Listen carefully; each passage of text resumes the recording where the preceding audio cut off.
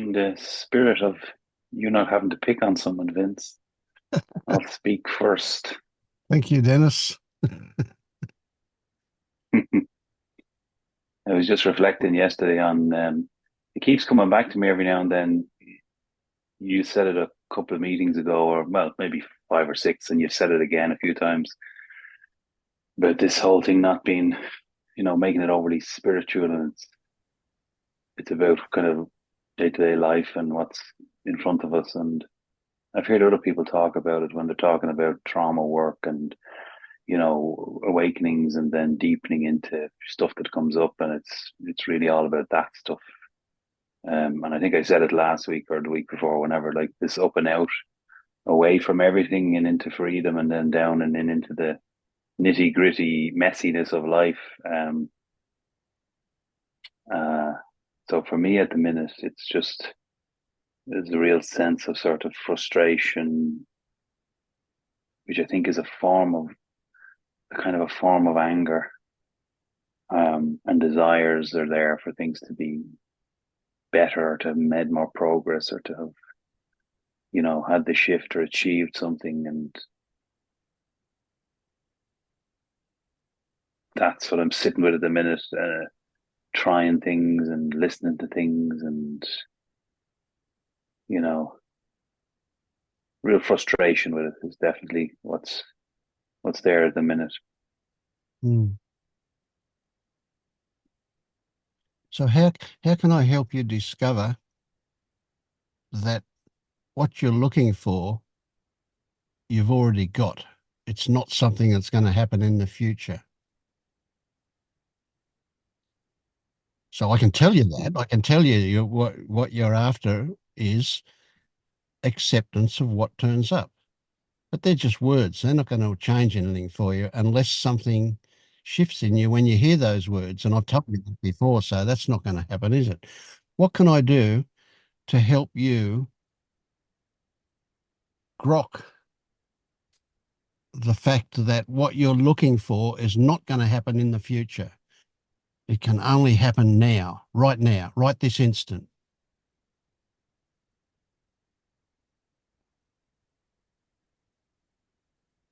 And that what that happening is not going to be anything you do, and it's not going to be anything you find.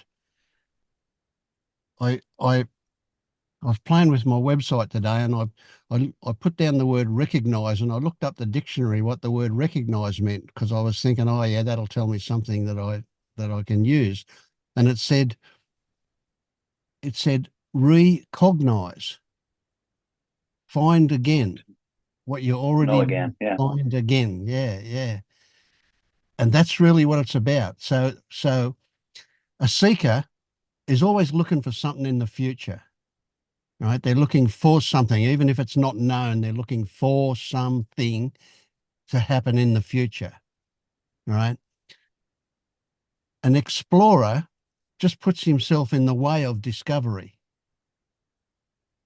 So he goes to places where he might discover new things, and then he waits to see what turns up.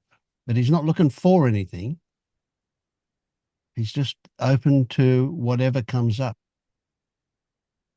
So then the act in the moment is to explore the frustration that Yeah. appears to be here. Well, yes, yes, yes, but that can also be a bit of a furphy too, because the frustration itself, if you start thinking about it, is going to take you away from this, which is what's happening now. So the frustration has a feeling component. If you get into that feeling component, you're in the present. But if you get into the thoughts about it, you're into the rabbit hole of mind. Yeah, I just got a sense of that. I wanted to express that if I get into the thoughts about it, I could open up a world and just disappear into it for a year. Like, that's very quickly. Yes, yes. Yeah, one rabbit hole leads to another, and there's no end to it. Yeah. Yeah. But the feeling of frustration, that's there now. And that is there because of the stories about something not being right. So how do we go from the feeling of frustration back into the rabbit hole of stories about something not being right? If we stay with just the feeling of frustration, will it take us down to a deeper level? I think so. And at that level, the story of what we're frustrated about isn't the issue. It is about something's not right. And when we see that story, maybe when we see that story, we can go, well, that's a lot of shit. How can anything be not right? It's not possible for anything to be not right. If it's here, it's right. If it's here, it is. Yeah, It is. I But think the tendency. yeah, Sorry, Vince. I was just going to say. I think the tendency lately has been to resist the feeling and go into thoughts, and as you're talking, like it seems more obvious. The practice will be to sit down and be with the feeling, the sensation, but there's been a resistance to do that. yes, yeah, Um, that's natural. That is natural because it will take you to. It'll take you closer to your monster, and that's what we have to avoid. That's what we habitually avoid. That's what our thoughts are about. That avoidance.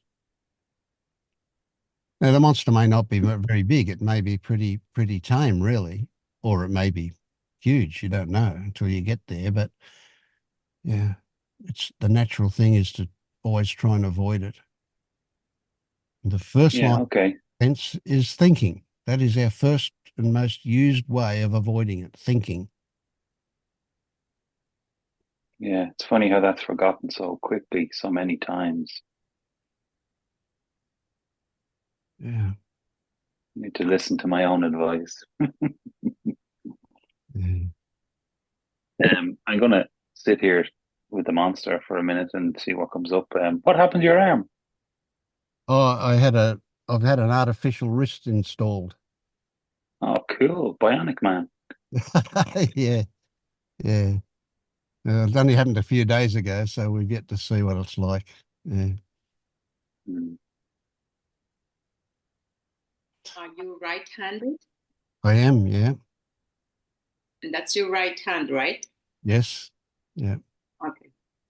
Then it's a little bit difficult now for you. It's really interesting learning to do things with my left hand. I can actually write better with my left hand than I can with my right hand now.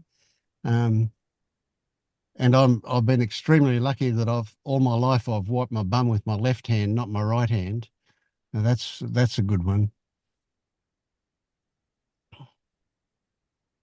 I once tried to use my right hand and all I did was made a mess of it. So yeah. Yeah. Vince, may I just add something for Yes, of course. Dennis? Dennis, Vince used the word recognize, which means to know again. And then he used the word discover, like an explorer. So it's not about finding something new. Discover means take away what covers. Yes, Mm. very good. It is really there, and already it's not finding, it's being with what covers as long as it is needed for it to dissolve. So the cover goes away by itself if you stay there and you feel it, which doesn't mean making a new identification out of it. So I liked when Vince used the word discover. Thanks, It's the Sylvia. same as Yeah, yeah. It's amazing how the language actually, when it's understood, is nearly the opposite to what it seems to be. Like to find again, to uncover. It's pointing backwards to yourself all the time.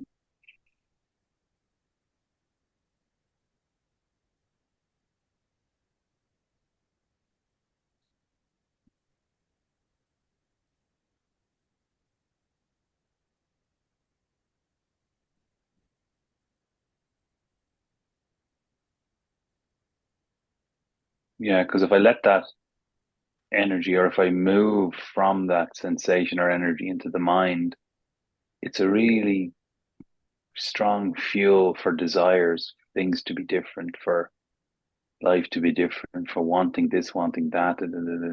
It's like it's the fuel for those thoughts. And then you're, like you said, Vince, you're down the rabbit hole again.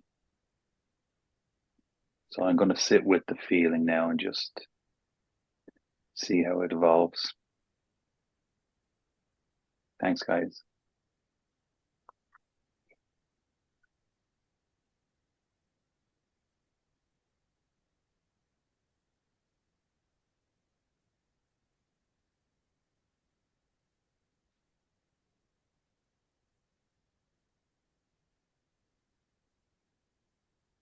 Vince, can I bring up an issue? Yes, of course. I had a conversation with a friend, an awakened friend, let's say, the only one who is somehow, sees things clearly. But I still don't quite understand. It was about responsibility. So it all started because he asked me if I was going to South America again this year. I went for 6 months last year. And then I answered, I don't really dare to go as long because my mom is not well. My mom lives next door and she's almost 86. And she had a heart surgery. And so she's not, she's not very well. She's self-sufficient, but still she's not very well. And then he said, why? I mean, why? Your mom doesn't care much about you anyway. So why would you feel responsible for her? And then we had a conversation about this issue, responsibility. And for me, it's really easy to go into a self-defense where, I can play with words in my own language, not so much in English. But I could say, responsibility is the ability to respond. So I feel it's my mom. She's done a lot of things for me. Even if she doesn't like me much lately, she's really irritated by my presence, I feel. I can see that. She expresses it. But still, I have, as a daughter, I have some kind of responsibility. And then he said, no, that's just social conditioning. You were brought up. He said, he knows me quite well. And then he said, I can see that in your everyday life. You feel responsible for everybody, which is not really true. But it's true that it's my personality takes up a lot of responsibility. So I would like to explore the subject. I would like to see clearly, because I haven't been able to see clearly if responsibility is just a social conditioning or if it is something genuine. Mhm. If you see what I mean. Yeah, I do. I get it. Yeah, for sure. Okay. Yeah. What comes to mind very quickly for me is that the word responsibility, in the way that it is used socially, and I guess in the English language, but the social meaning for it isn't the ability to respond. It talks about some kind of duty. So it's a different meaning, that word, at a social level. That's what first came up. So yes, that duty can be and is deeply conditioned in a lot of people. That's another story too.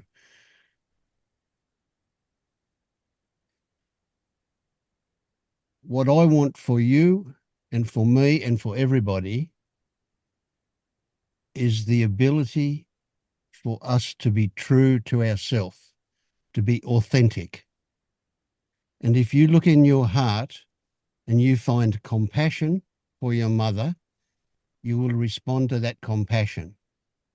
All right, forget the word responsibility. We're not talking about responsibility now. We're talking about what you feel in your heart. And that's what you will respond to. That is your responsibility, to respond authentically to what you feel in your heart.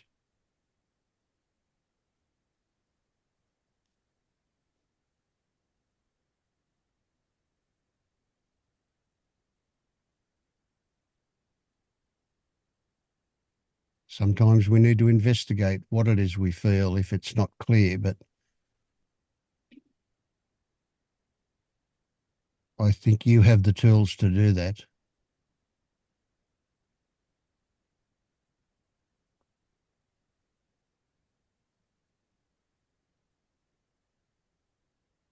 Well, but this was exactly the issue.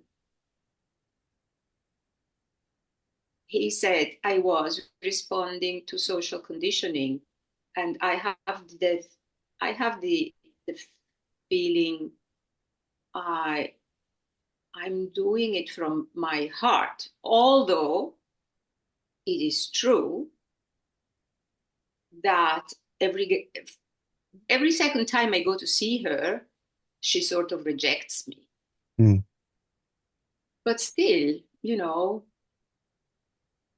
I feel maybe she feels like this now, but you know, should she not be well? My mom could die. She Yes. could live 10 more years, but she could die from one day to the other because her heart only works 20%. Mm-hmm. So what? So my heart tells me that if anything happened, I would like to be here Mm-hmm. for her. Yep. And then maybe she doesn't want me around. Who knows? But this is then her choice. Yeah. But So your I'm heart still not tells you sure. your heart tells you what you want for her. It tells you quite clearly what you want for her. You don't want her to suffer. Yes. But what he was saying that is that I should look for my heart what they want for me, not what they want for her. It's the same thing. What do you want for you? What you want for you is what you want for her. If there is conflict between what you want for you and what you want for her, that's a different story. If there's conflict there, then there's some investigating to be done. But is it clear for you? Is it clear for you that what you want for her, in spite of her attitude towards you, is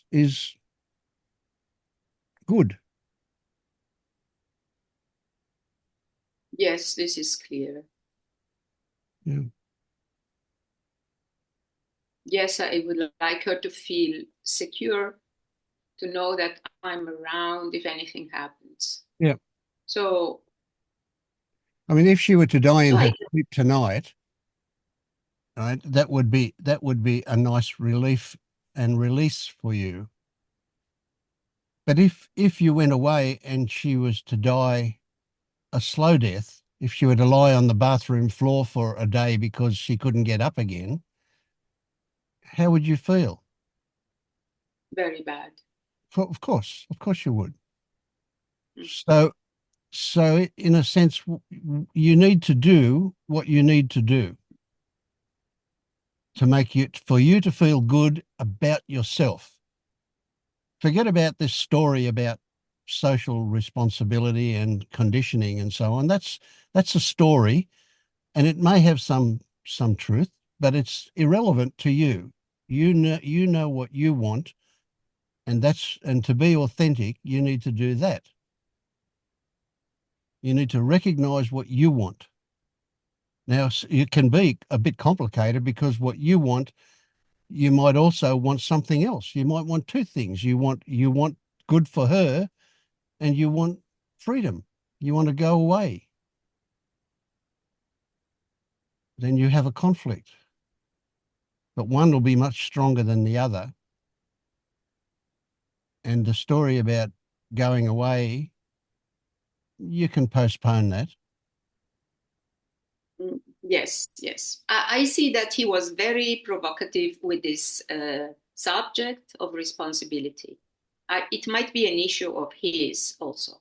So he was like, he was making me, he succeeded in making me doubt. But now I just see it clearly. Mm. Okay, thank you, Vince. It just clarified. Thank you. Yeah. I find it very hard to clearly draw a line between the authentic and conditioning. I mean, sometimes it's like really obvious, maybe, but yeah, it's a different thing. But I read something about it was like a sociological text about the construction of romantic love, like how it evolved in European culture, and that it was not always like that. And the result was you don't fall in love if you haven't learned how to fall in love, because it's like a cultural thing.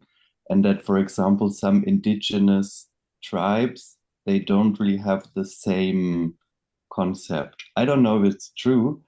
Anyway, I mean, if somebody falls in love, I guess he will really have the feeling that it comes from his heart, right? I mean, so in the end, does it really matter if it's a conditioning or not? I mean, maybe everything that we feel is based on some kind of conditioning. I don't know.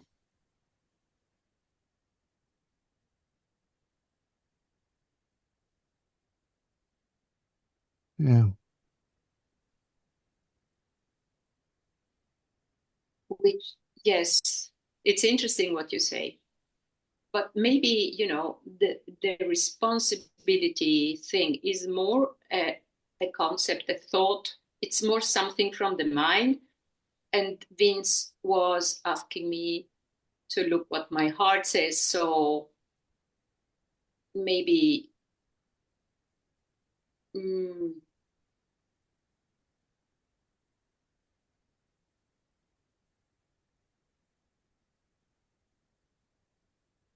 not sure what I wanted to say. Mhm. I'd like to go ahead. But what Vince said was that in your case, there is no conflict between maybe the conditioning and what your heart says. So you would notice that difference if you didn't really want to be there for her or do other things, but then your mind kicks in and tells you no, but you are responsible. Exactly. You just gave words to to what they wanted to say, but they couldn't say it. Yes, that's it. Yeah. I kind of have a question. I don't know if it's a question or not, but lately I've been seeing how a lot of my behaviors, I have a story about why they happen, but when I really look deeply, mostly everything I do is to alleviate a feeling. And I don't know how that fits in with all the stories, but it's almost like a responsibility. It's almost like to be responsible is just to want to get rid of a feeling that I've, kind of, I guess I've labeled it a negative feeling. And I can't really see how it fits in, but it seems like it's a truth. I don't have anything else to say. I just, Yeah. The trick there is that the feeling is a sensation with stories hanging off it. And it's that connection that produces the labels of the feeling. So when you say it's a negative feeling, that's a label, and it it tells you that it's unpleasant. Everything that you think about that feeling, or everything that you do to avoid that feeling, takes you away from the reason why that feeling is there. And it's only by getting close to the sensation component of that feeling that it will take you down to the next level where there is some meaning for that feeling, that sensation plus stories. So although your whole being screams out to escape from that feeling because it is unpleasant, the direction that you need to go in is towards the feeling, not away from it. Escaping it is like trying to run away from your shadow. It'll always be there, no matter how fast you run.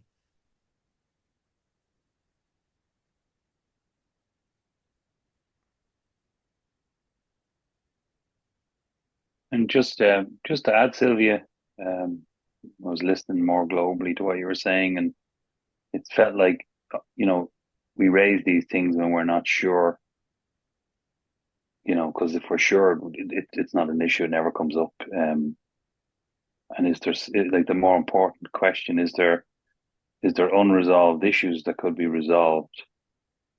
Because you talked about duty versus responsibility, and when you go into your mother, maybe she senses that sense of duty from you, or you also mentioned fear. So is it something that could be resolved that would then free things up? And whether you were there or took a short break to South America, they're not the issue anymore.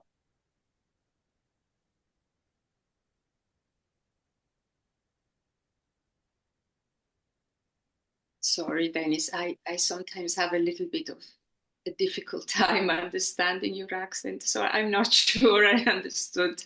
Was it the question? I suppose the main question was, is there unresolved issues with your mother that could be resolved, that would free you up to be more clear about what you want to do? Ah, okay. Mm.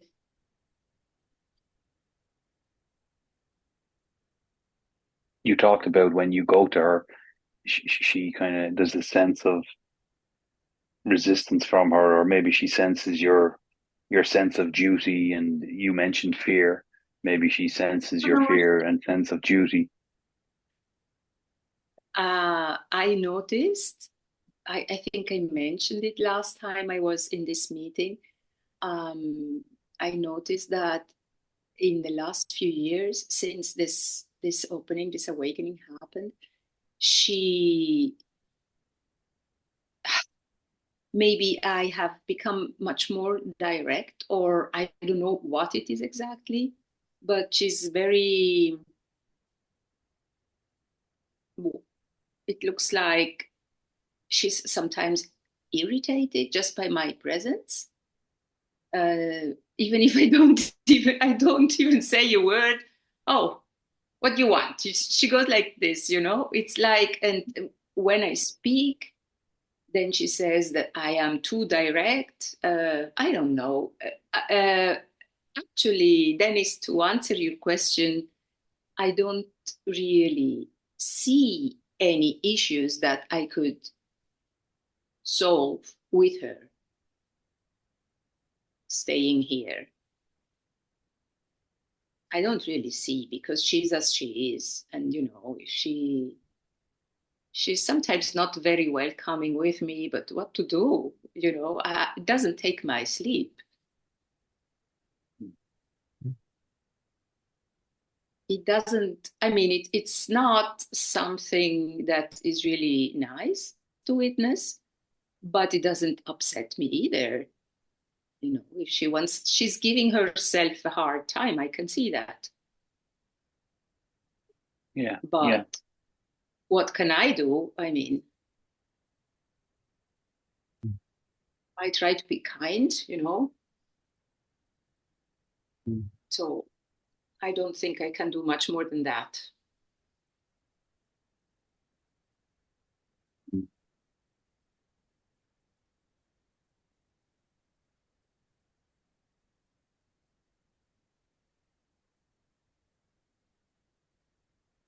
Yeah, it's interesting because you said about the directness, and usually, like for me, when someone's direct, it's refreshing. It's nice, and then you said about trying to be kind. Someone's around me and they're trying to be kind. That just has a sense of, I don't know, there's something not right about it. Um,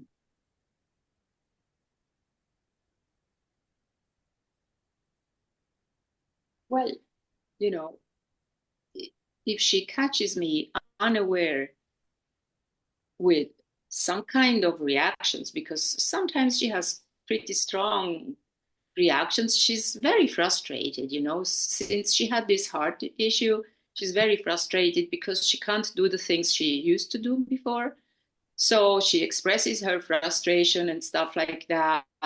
And when she catches me unaware, I could also maybe, react and say something, but I try to be, or you could say I try as best as I can to be aware and to remember that she has this frustration about this, and so to answer her in a kind way. It's not always so automatic, to tell you the truth. I try to remember sometimes. It's not always natural, because there are things that you don't expect from a mom, by a mom, that she sometimes does. But this is only in these last few years. She's not always been like that. and would you like to go to South America? Yes, I would. I'm always in favor of traveling anywhere.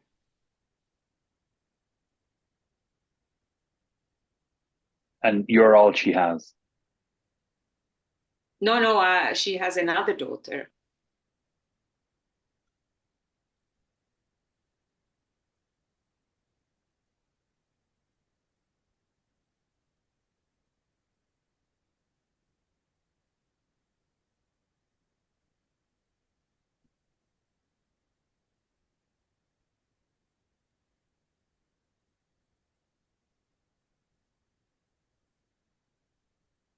Can I just say something?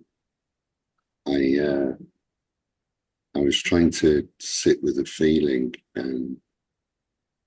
but then I started feeling strange because I haven't been here for about 8 or 9 months, and I thought we should speak. You need to speak. But the feeling I was, and that might be a distraction, but the feeling I was trying to sit with was. And then she said right at the beginning something to Dennis. The way I heard it was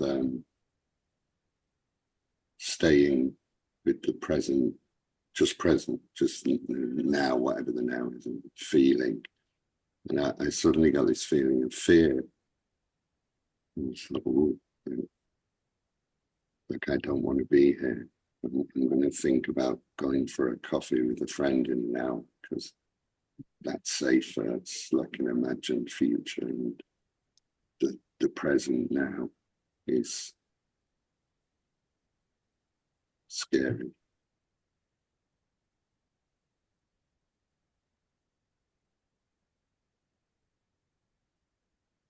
Yeah.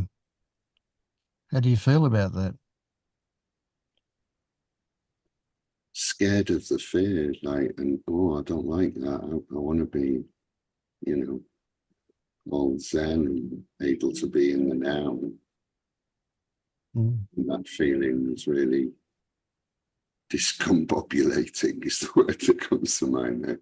Kind of, like now is scary. Fuck. Oh, fucking hell, if now's scary, what am I going to do? Have you noticed this before? Is this the first time you've seen that now is what's scary? It feels new. The fear feels new. Felt like the now can be boring, and I'm always in the past or in the future. Like I find it really hard to.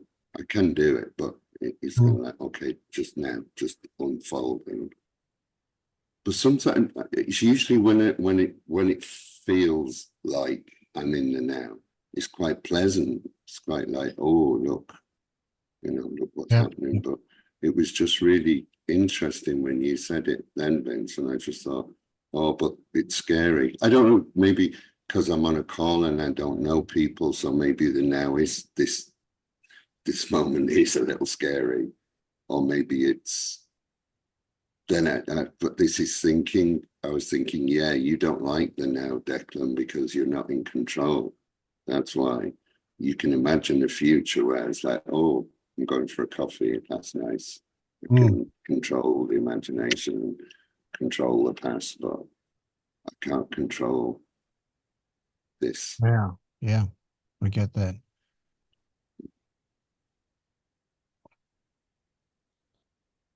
Have you ever considered that you don't actually have control now, that you've never had control, that control has always been a delusion or at least an illusion? Is that something you've considered? I'm laughing because I got into I'm going to say a rage with one of my guides on LU about control and just turning the hand over. And I was thinking, but it's my fucking brain telling my hand to turn, come on, fucking hell, I don't get this. But underneath it, I can feel, no, I'm not in control. Right? Yeah, it's really strange. Yeah. So you can get that some of your anger because you saw something that was actual, but did not like it at all. Yeah, feel that. It felt like stupid, Vince. It felt like I really didn't understand it. It felt like you're talking complete shit. Like I'm gonna tell my hand to make a fist now. Look, I did it. I'm in control. And that's I can't kind of Yep. I can't get past that. Like, I did. Yeah. Yep. So my anger was like kind of, but fair enough. then again, yeah. See, these things you can't be told. You've got to discover for yourself, Yeah.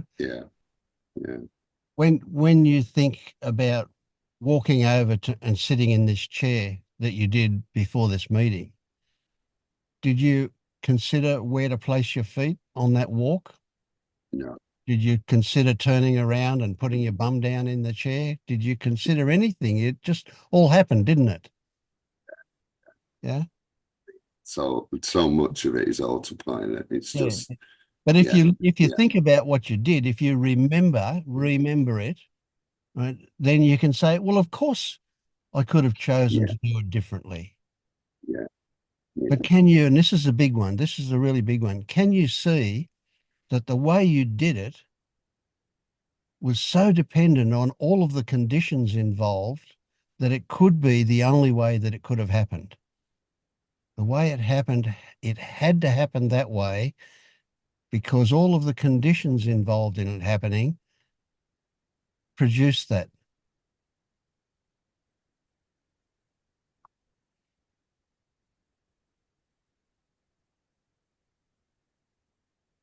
Where you were in the room when the walking started, where you were facing, the ideas in your head about joining the group, about putting on your earphones, the whole thing. They were. What I've discovered is I often will have an image of something before it happens. So I'll see myself, and it will be stimulated by something. So I'll see a glass on the bench, and then I'll have this image of me drinking a glass of water. It all happens in an instant, in a flash of fraction of a second, and then I'll go and have a glass of water. not because I decide to, but because those other conditions were there that happened. I just saw it, and then that's the way it happened. And it was triggered by the accidental glance at the glass sitting on the sink.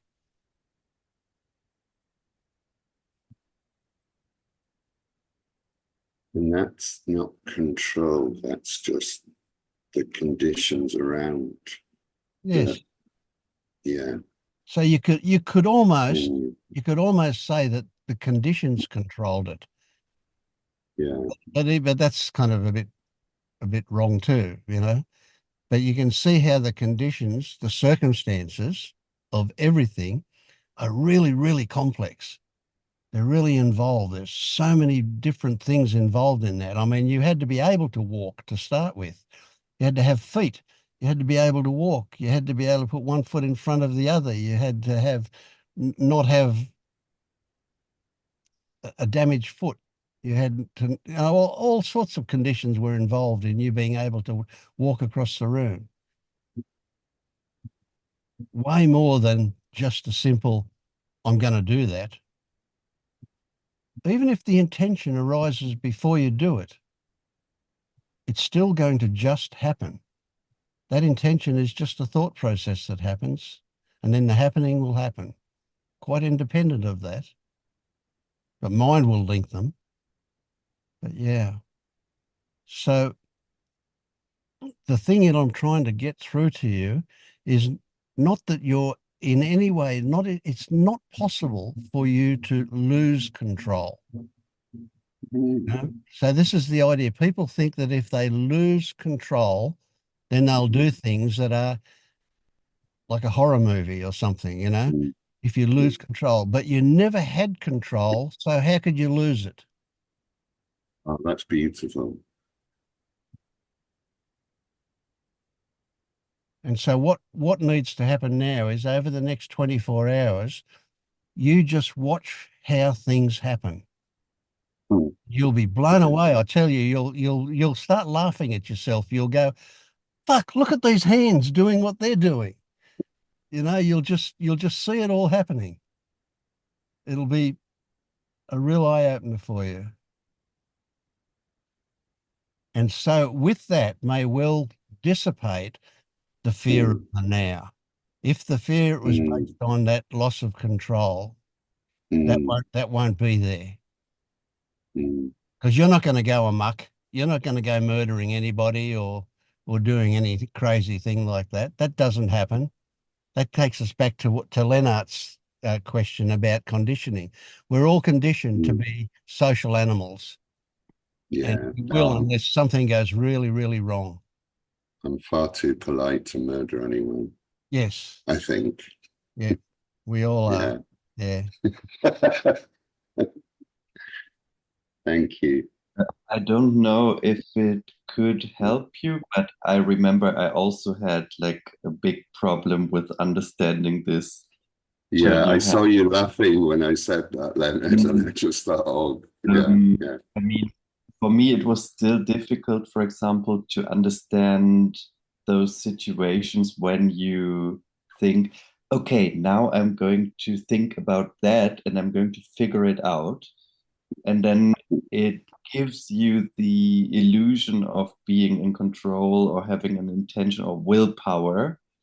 Mm, But if you look deeper, and that was when it clicked for me, actually, was like, can I choose what I want? I mean, now there's the thought, I want to figure that out, but I can't really choose what I want, you know? So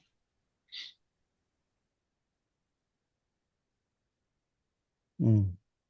I'm not in control about what I want. Choosing can happen. That doesn't mean that that's what will happen, though. The result, the content of the choosing. Yeah. And can you get this is a big one. This is a big one. You know, I come here to these meetings and I never think about what I'm going to say or what's going to come out of my mouth. You know, I'm a response bunny. I just open my mouth and respond to what other people say. And I never ever think about what I'm going to say. I don't consider it. Open my mouth and out comes the words. And that's incredibly freeing.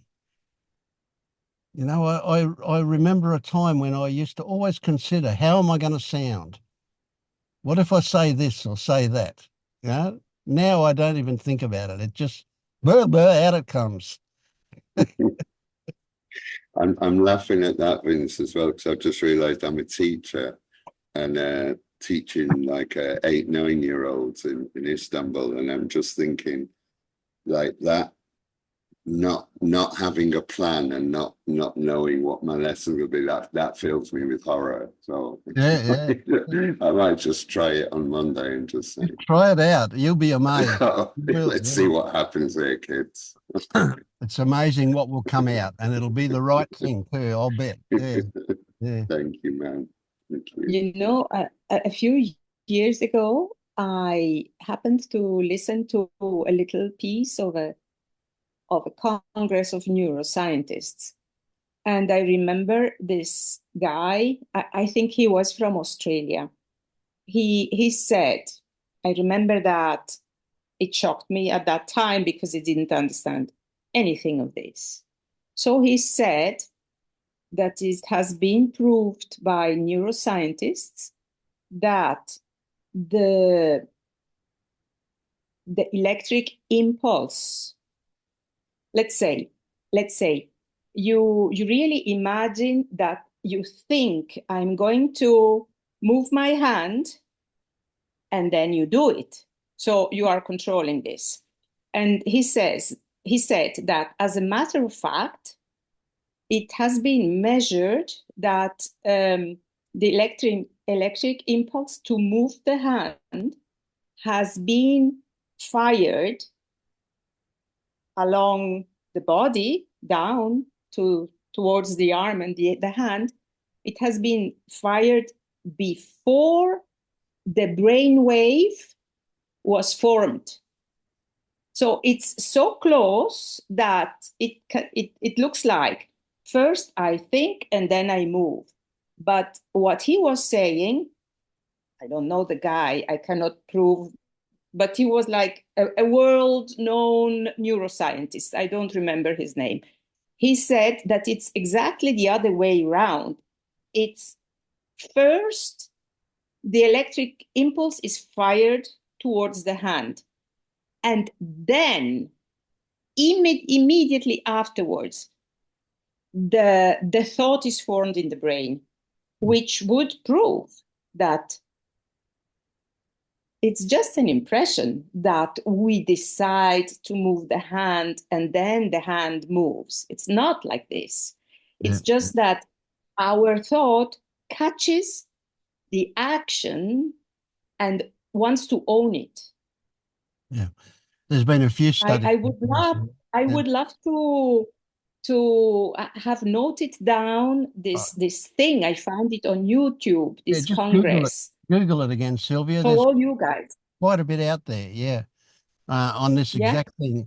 And one of the experiments, they had a fellow in an MRI machine, and then they asked him to move his left or his right hand, and the bloke could tell from the MRI machine which hand he was going to move before he moved it, before he knew himself. Exactly. You could tell, yeah, for sure. Yeah, that's the same thing. Mm-hmm. But you can find it on Google easily. Yeah. I was just experimenting with it, Sylvia, as you were talking, and what I noticed was I can have the thought move my hand, but at the same time I call it the intention to move my foot.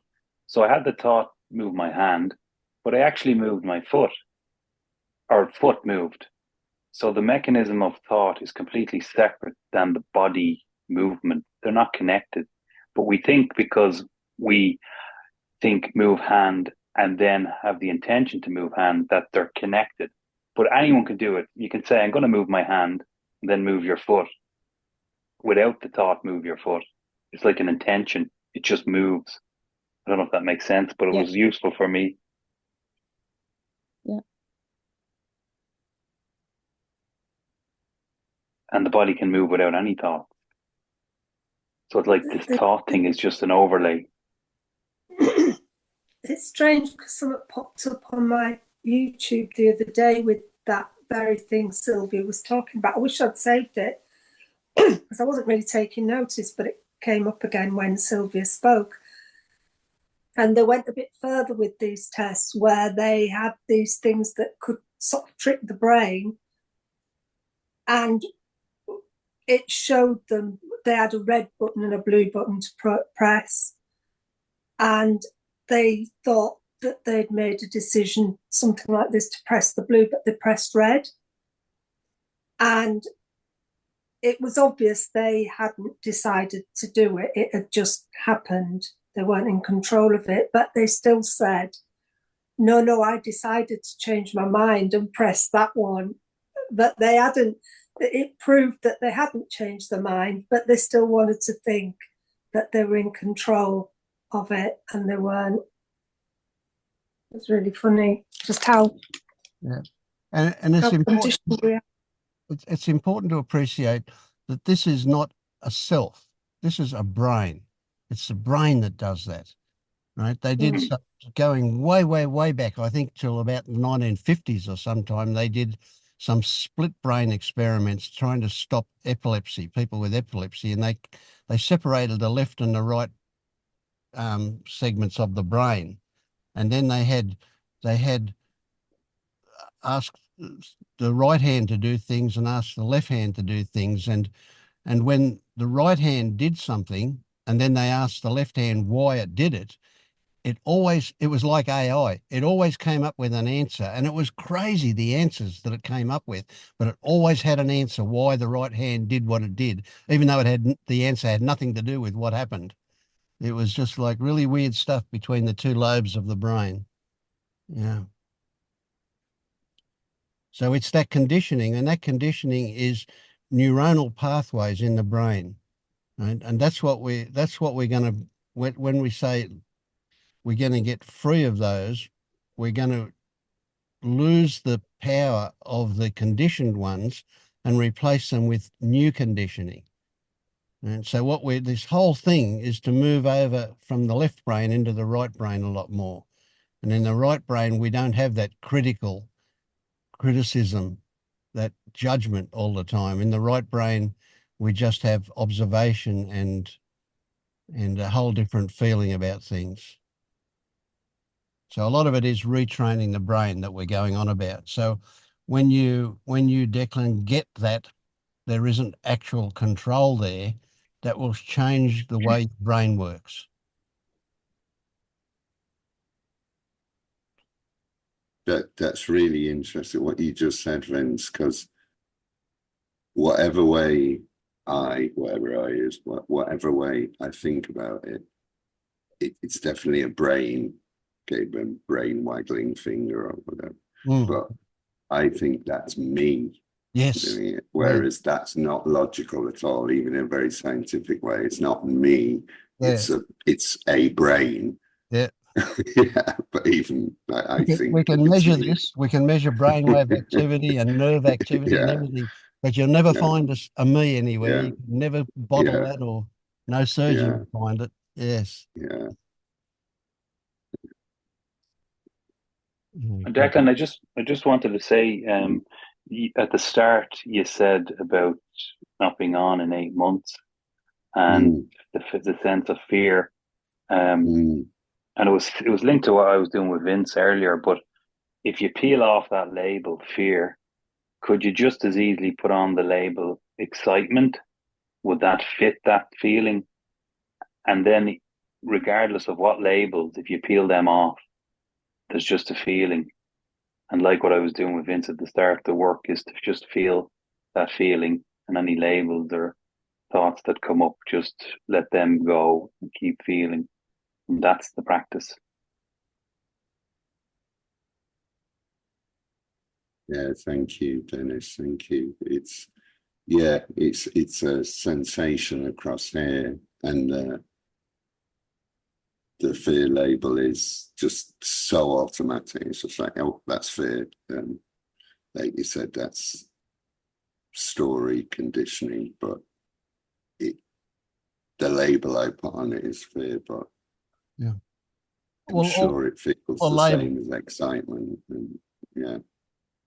all the labels live at a fairly superficial level.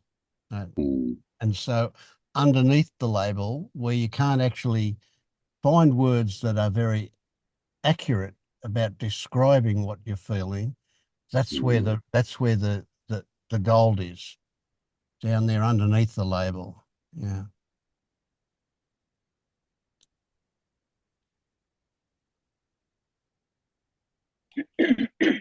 Sylvie, I wanted to address this issue of your mother. Oh, hold on. Can you hear me? Yes. Yeah, okay. I wanted to address the issue, the mother issue. And I'm one of 11 children. So there are a lot of siblings to step in and help with my mother. But I'm the one she wants. I'm the most codependent of the 11. Now she's 99 years old and she has dementia. And I don't know if your mom has dementia or if she is, no, she does not? No, No. she's totally I can't hear you. Here. You cannot hear me? Oh no, my volume was all the way down. I don't know why. So she doesn't have dementia? No, not at all. No. Not at all. Okay. So then the other thing that I thought about was my early years, like when I was born. And she didn't hold me for 9 months. I was allergic to milk and I cried all the time. And she had 5 other children and she just left me in a crib for 9 months. And she didn't tell me about it till I was 21. She said, you know, I'm so sorry. I didn't know about touch deprivation. And I had another sister. She also hated as a child because my other sister was so beautiful. And my father had an illness. He preyed on children. And what she did, our dynamic, I believe, was that she turned her self-hatred, her issues, her shadow work, what she didn't like about herself, onto me and my sister Joni. And we got that as children. And now we both made peace with it. We both made peace with it. And my sister is her POA. Of all the children, my mother put my sister, who she was awful to as a child, in charge of her finances and everything. But she wants me there more than anyone. And now I just hold that description about my mother, that story. And over here, I have my son, who is just one of the most beautiful old souls ever created. He just so gorgeous. And a few years ago, he started saying, I love you. Every time we were about to get off the phone, he said, I love you, Mom. And finally, I was like, God, this feels like superstition. And sure enough, he said, well, I read the story about how, you know, someone didn't say they loved her, and then their mother died. And I said, Daniel, I said, oh my God. That's superstition. There's nothing you can say or not say that will change my love for you, which is so pure. nothing you can say. If anything ever happens to me, know that I know how much you love me. There's nothing you can say that's going to change that.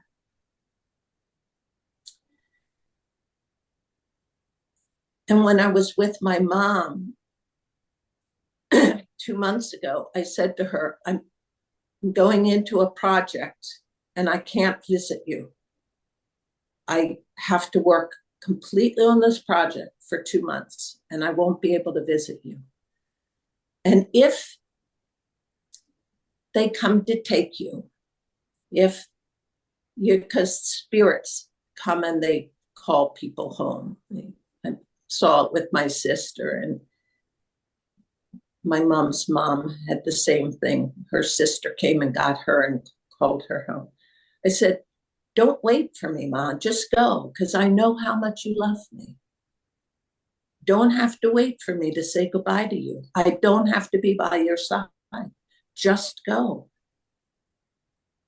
It's not going to change my love for you or your love for me. That love is forever. So, Sylvie, what I invite you to look at is your grief. What is there grief below the love, or is there love below the grief? How your mother didn't see you, didn't love you, betrayed you, failed you. Are there issues for you around that? Because that's where regret lies for me. But if you go into that, then there will be no regret. There will be no regret. You can't control. Vince, I just totally disagree with you on this. You can't control when someone is going to die. They're going to die when they're going to die, and they're going to die how they're going to die. And whether you're in your home country or in South America, when it's your mom's time to go, she's going to go. And you may not be by her side. But that doesn't change anything.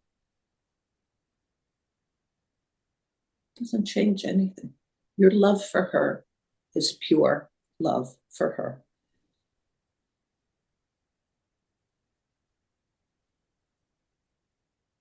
Your love is your love for her. But your grief and your regret, those things are things you may have to look at, or not.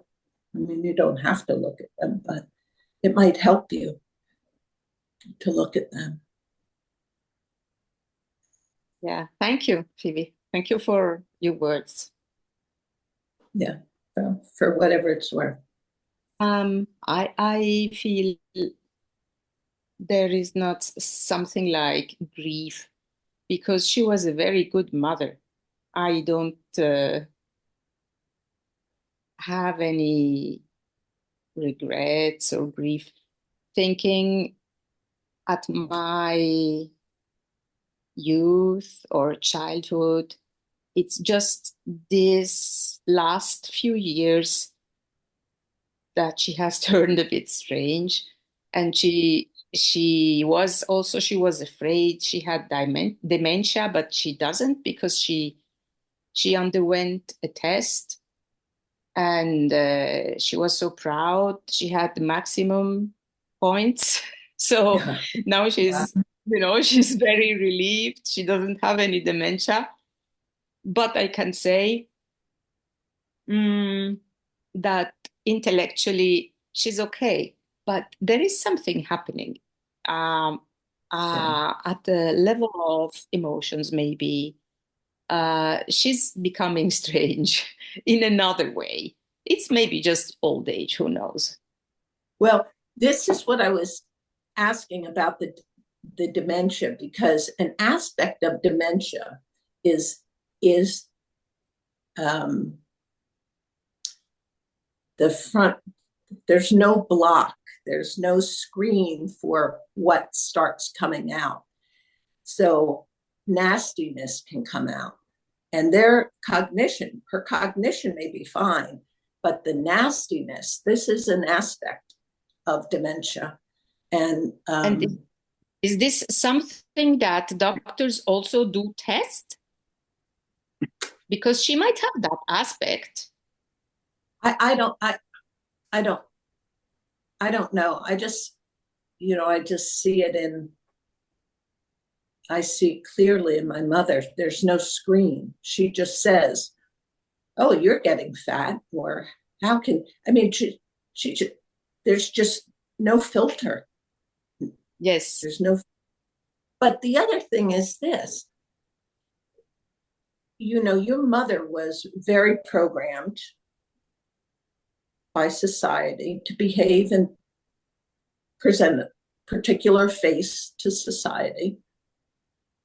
And so her issues of anger, regret, grief, those sensations and feelings that she has shoved down for 86 years, they're starting to come up. And I'll tell you, one way I know, I think I experienced it was last month. My mother said to me, "I'm so sorry. I was so mean to you as a little girl. I'm so sorry I was so mean to you." She remembers. It's filtering up. So it might be that your mom has been suppressing this rage and anger her whole life, and now it's coming up, and it's not personal. It really has nothing to do with you. It's just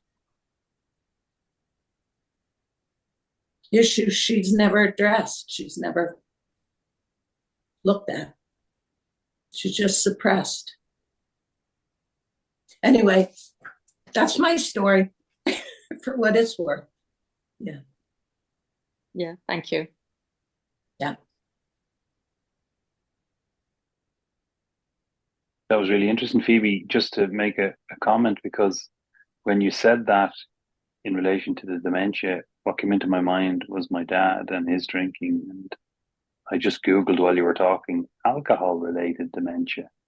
And that's another form, and they describe exactly what you were talking about, that executive function, that inability to filter, personality changes, all that stuff.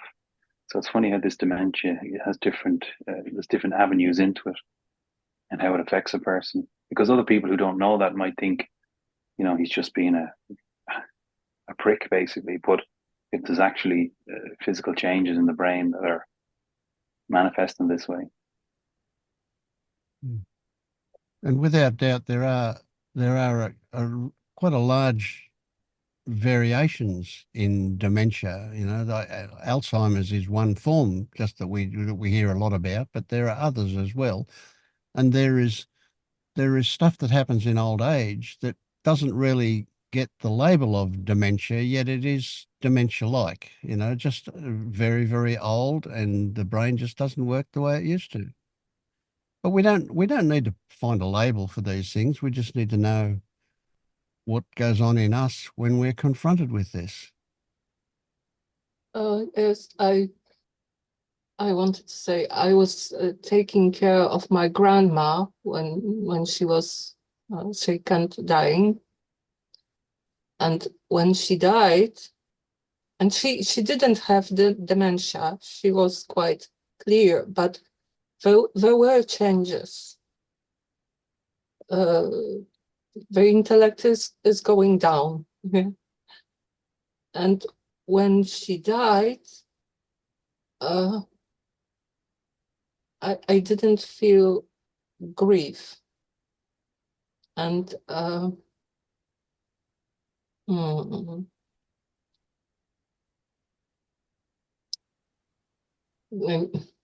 and it was a bit strange for me, but then I realized that I went through the grieving already,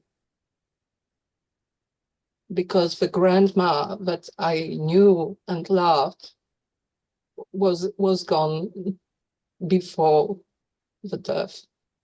Mm.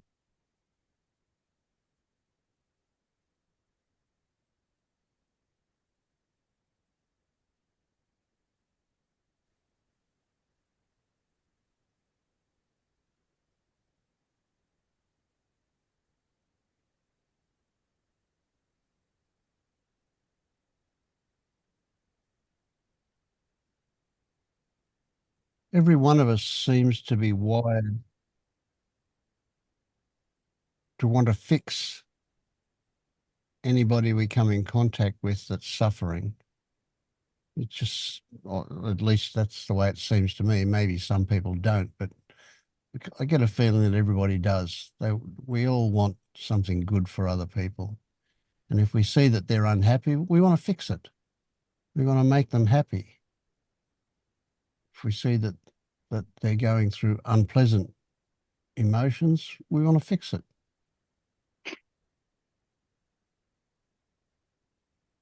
But the only way we can really impact them is to work on ourselves, not on them. If we turn our attention to them and fixing it, it doesn't work. The only way we can do it is to work on ourselves, and if it rubs off, it rubs off. If it doesn't, it doesn't.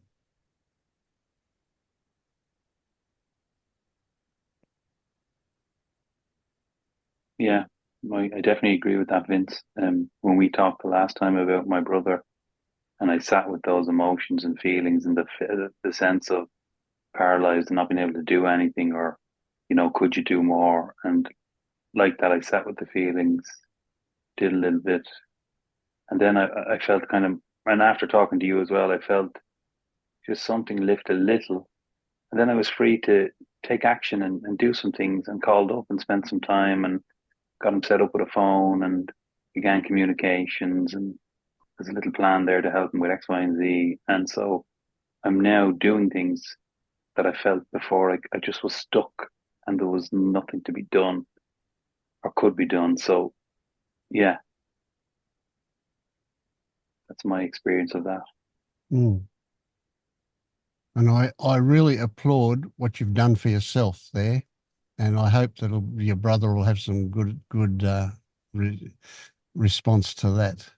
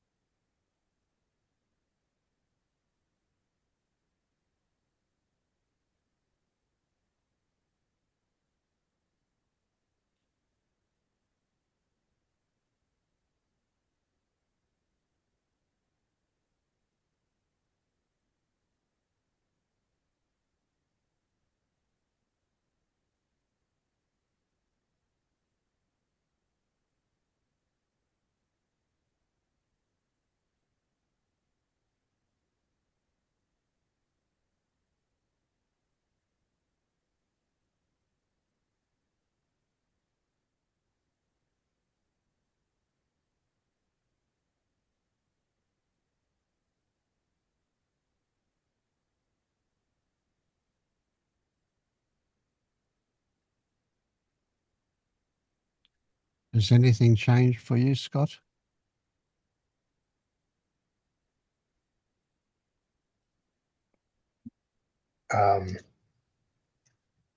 They changed probably every couple of minutes.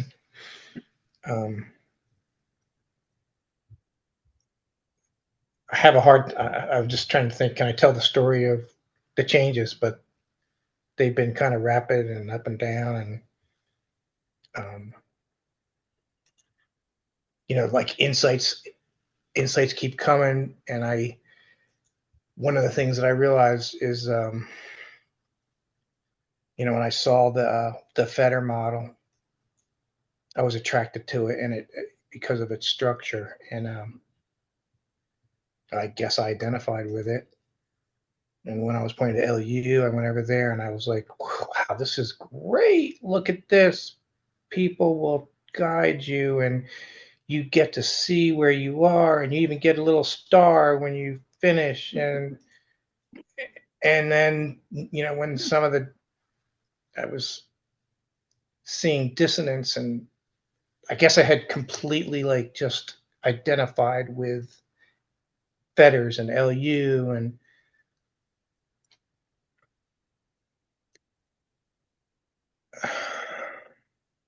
anyway,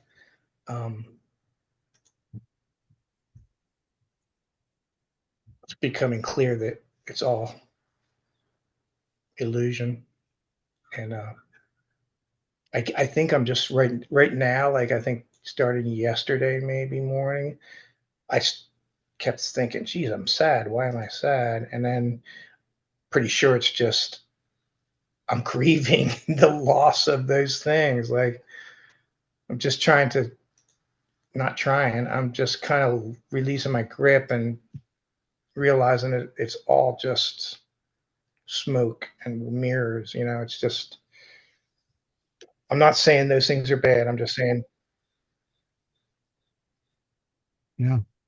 I turned it into something that it wasn't, and I think I'm just grieving, just kind of a little sad. And I almost didn't come to the meeting today because I wasn't sure. Like, I don't want to, I feel like if I do too much, I'll try to, I'll start subconsciously grabbing onto stuff. And Yeah. I I'm get it. not sure how far back to go, but that's definitely better. Well, I'm really glad you're here. Yeah. So, my picture of you is the bulldog, and when a bulldog bites down on something, he can't really undo his jaw. It's kind of the nature of the way the jaw's made. It's really hard to let go of that bite, isn't it? And so if that's what's happening for you, if that jaw is starting to unhinge and you're letting go, of course there'll be grieving. That's quite reasonable. That's a letting go of, it's a loss of. But remember, grief is sadness with stories attached to it. So if you were to get into the sensation there, it would just be pure sadness.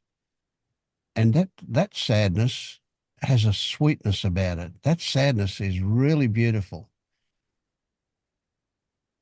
So that's something for you to just consider the possibility of. Yeah. So don't worry about what you might unconsciously want to do or not do or whatever, because you don't have control over those things. Right. But it's the recognition of this stuff that loosens its grip on you. And you are, as I see it, you are definitely recognizing some stuff. Yeah.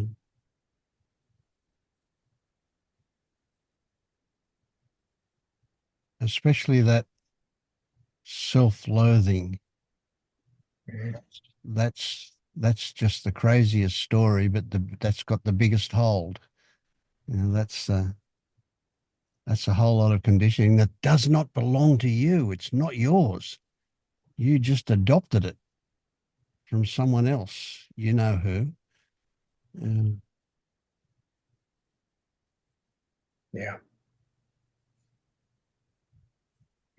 It's what we do when we want someone to like us. We become like them. Holy shit. Huh. Never thought of that before. Oh, wow. Yeah.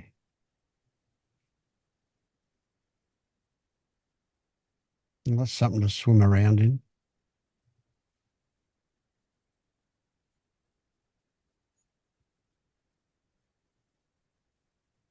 Thanks.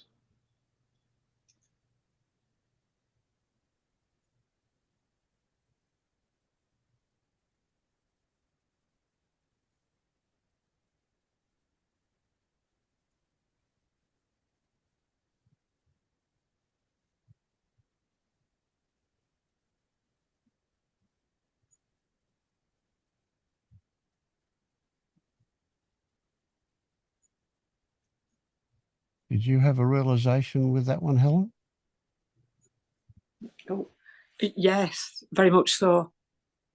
Very much so.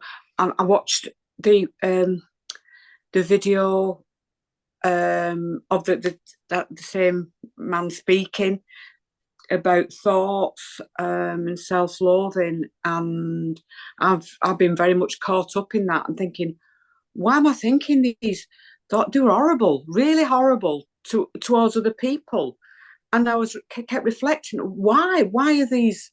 And I was very much identifying it. So you were talking to about they're not yours, and it's sort of not you. As that's I don't know. I really understood it.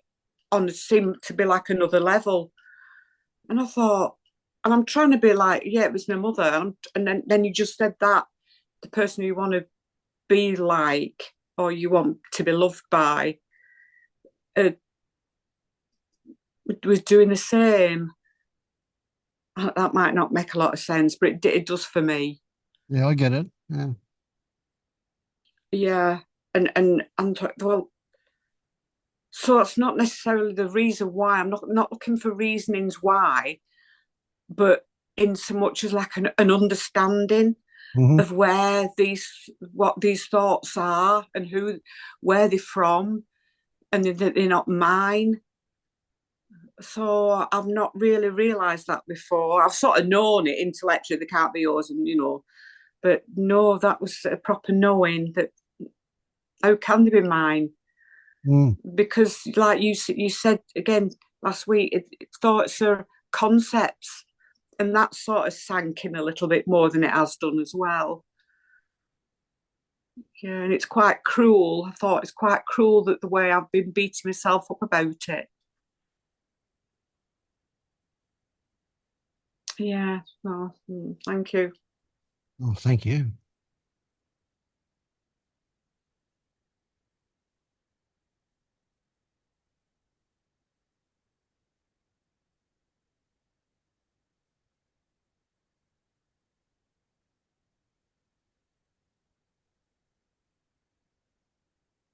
Have you been, Shane?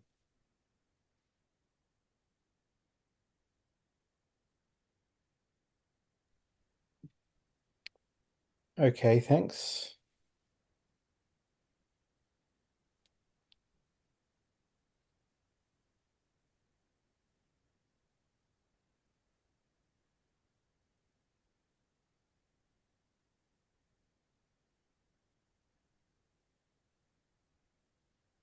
Then why are you here?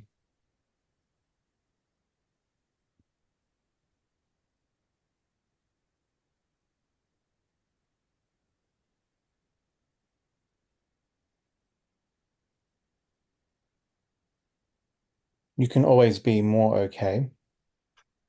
A good answer. I like that. Yeah.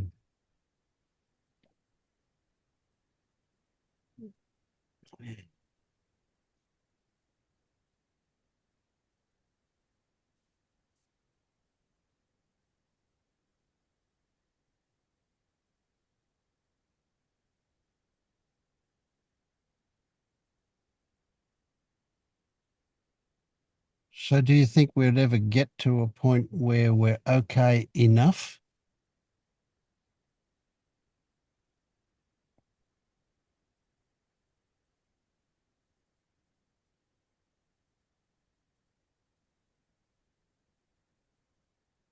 That sounds good.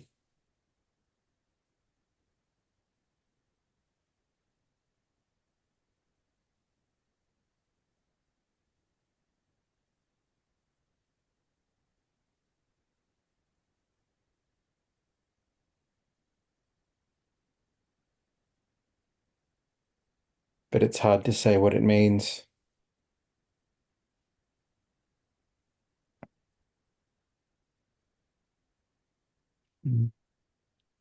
Yeah, I've been thinking about this a bit today, and one of the things that came to me was that really one of the most telling indicators is when seeking drops. There's no more seeking, no more looking for something. That you're okay. That makes sense. Like you don't need to do anything anymore. Mm. Which is not to say you're not open to further change, but at least you're not on a search for it. You're just willing to accept it when the opportunity turns up. Yeah, no, that makes sense. I think I slowly experience that more. Very, very slowly. Layers come off caring about stuff. But there's still plenty of layers to go, you know. But it's good to get some of them off and ease things. So that's why I come. Because the process that I've been going through seems to do that slowly. Yeah. And I think there's a certain value in just being reminded of things as well. We do tend to slip back into old ways of thinking, and so a reminder is sometimes all it takes to get out of it again. Yeah.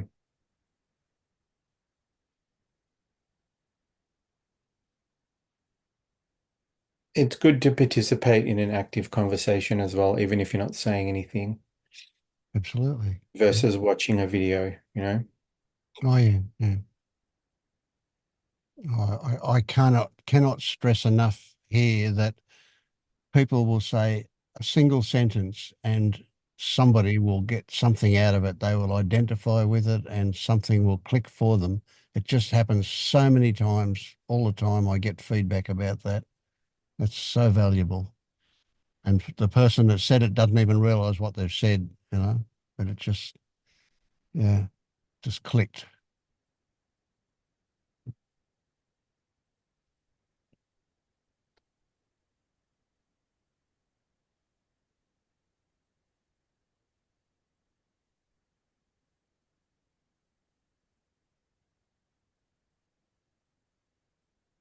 How are you going, Kelly? I haven't seen you in a little while. You were pretty good last time I spoke to you. Yeah, I think I needed to go in trenches for a little bit, and summer holidays has certainly been that. Feel like it's been an eye opener. It's been good in a way. Feel like a lot of things were taken away from me. Yeah, I chose to leave this group for a bit. But I think there was a reason behind it. And I feel like the summer holidays has just been a lot of feeling. There's been stress, there's been overwhelmed, there's just been a lot. And then it's kind of shown me just how much I can numb. Just like, I don't know if it's going into my head or what, but just how much I can like, it's like a switch. I can flip a switch. And it's just like I'm not there, but it doesn't feel pleasant. And it come last night. I feel like I was getting quite overwhelmed with the children. And I seemed to flip it. But then there was a dislike for the numbness. Best way I can probably, because obviously I was actually feeling it, but to describe it, it was like an unaliveness, you know, like a numbness. I can describe it from the opposite. And I just sat with that, and it was very in the head. very in the head, like it felt like a big pressure in my head. And I had to sit with that quite a lot. There was quite a few stories going around, shoulds and shouldn't.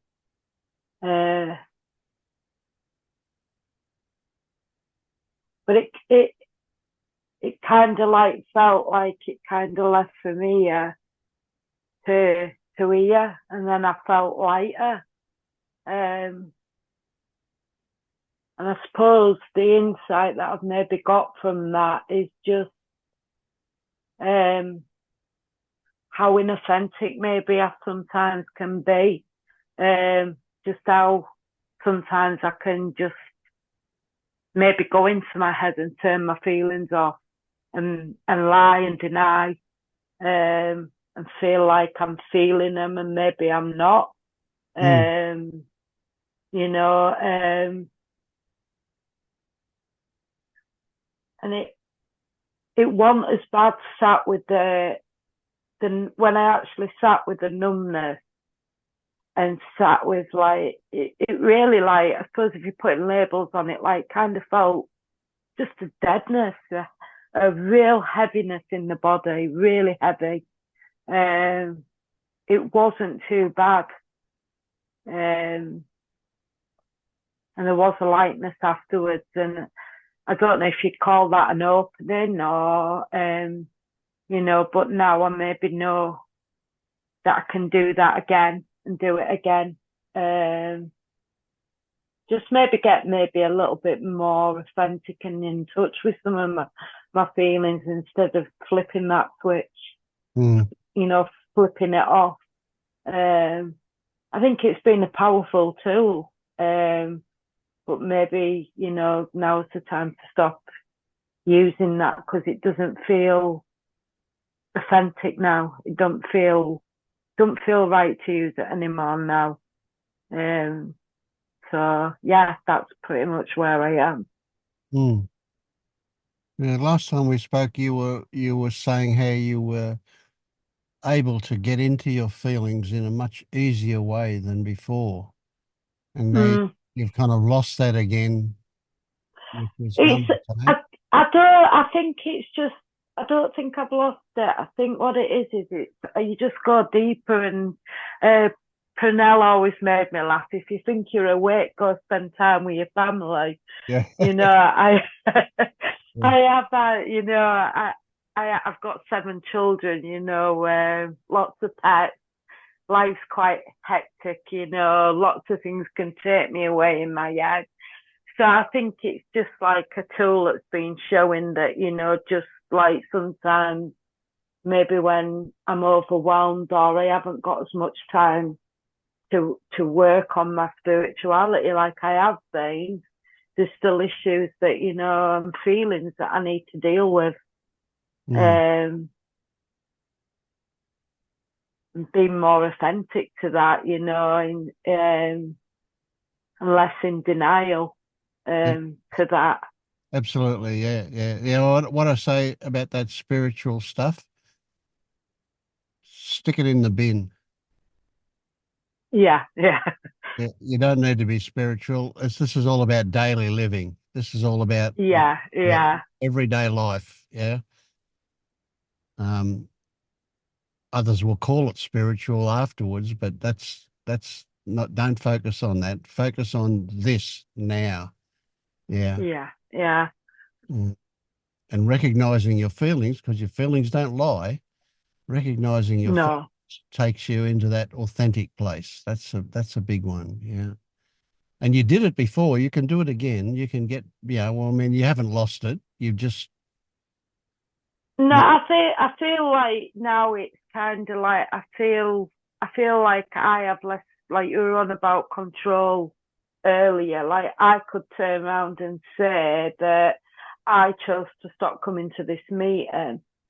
But it just happened. And then I think that gives me the gap where I could feel more in the holidays, because I've had a lot of tools taken away from me. Yep. that I'd use as maybe avoidance or ways to make me feel better, ways to, like, you know, not feel certain feelings. So I can see, you know, I think I chose to stop coming to this meeting, but it was already emotion for me to go through that. So, you know, there is like, you know, that there is a beauty in it, but yeah, it's been tough. It's been tough. I hope I can breathe for a little bit. Yeah. I feel like maybe there's a little bit more authenticity now. So I was a bit maybe arrogant. I kind of, like, you know, my head was telling me, oh, this meeting, you're going to leave it because it's all people's problems. I do apologise, everybody. You haven't got any problems. You know, and now, you know, I cringe to think, you know, what I told myself to leave. Feel a bit more humble. So yeah. Yeah, good one. Yeah. You got it. Just trust yourself. You've got it. Yeah. Mm-hmm.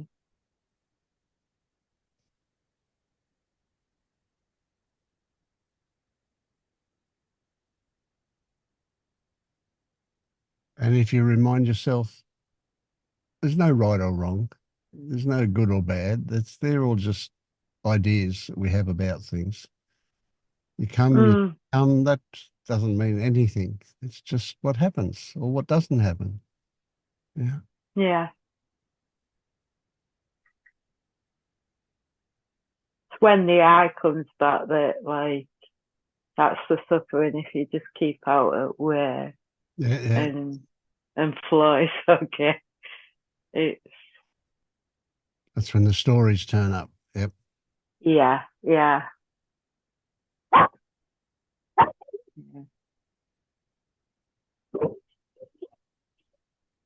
Thank you, Vince.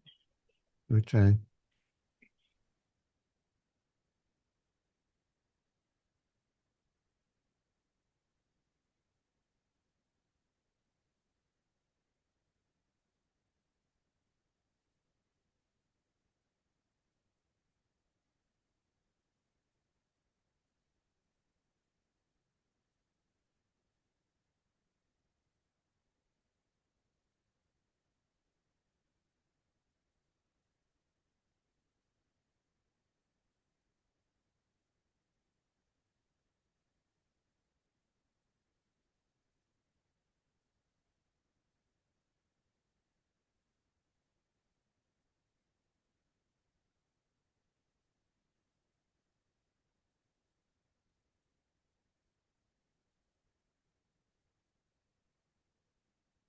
We kind of expect everything is well with you, Jeremy.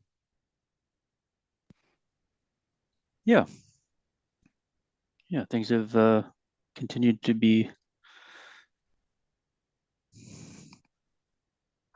It's weird even answering that question because it's not like the situations of my life are really that different. It's being less in my head and more just into the. I guess really it's if I'm starting to sense and experience things that in the past I'm like, oh, this is a stressful situation, or I'm worried about something. It's much more habitual now to pause and go into my body and be like, okay, what is actually present right now? If I take away the story of the situation and the worry about what that story might, what the what the end of the story looks like, and just sitting and breathing into what I'm actually seeing, sensing, feeling in my body right now, there's never really much of a problem. Hmm. Even when there's maybe some unpleasant sensations.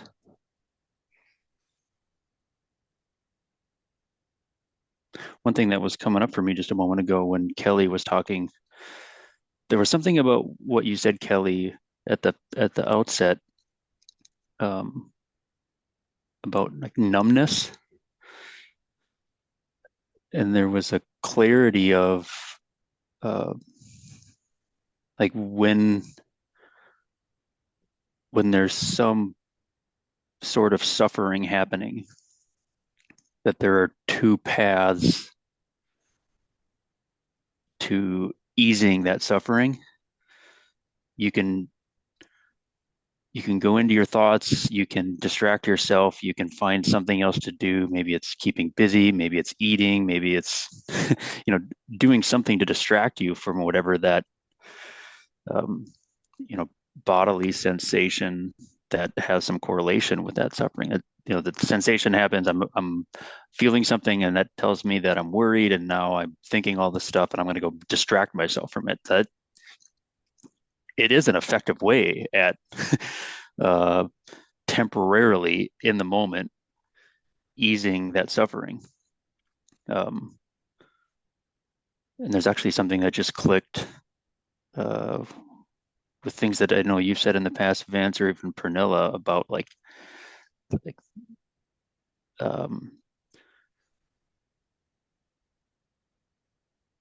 there's a reason why we've had these tendency to do this distraction, and it's because it works. Like it distracts you from suffering in that moment. But it's a temporary thing. It's not something that will help prevent the suffering long term. Yeah. And that the other path is to, instead of going away from whatever sensation arises that causes you to go into the labels and the thoughts and the stories, to go the other direction, go in and dive into it. And it doesn't mean that it's not unpleasant. It doesn't mean that whatever is arising is going to immediately. Oh, something else just clicked. There's a distinction between the instant gratification of like distracting to something else and the longer term dissolving, or even realizing that sensation that's arising can have different labels with different stories. You had mentioned, I think it was to Declan earlier, or maybe it was Dennis that mentioned, is what you're feeling right now fear or excitement? Hmm. Or can you change the label? Is it stage fright, or is it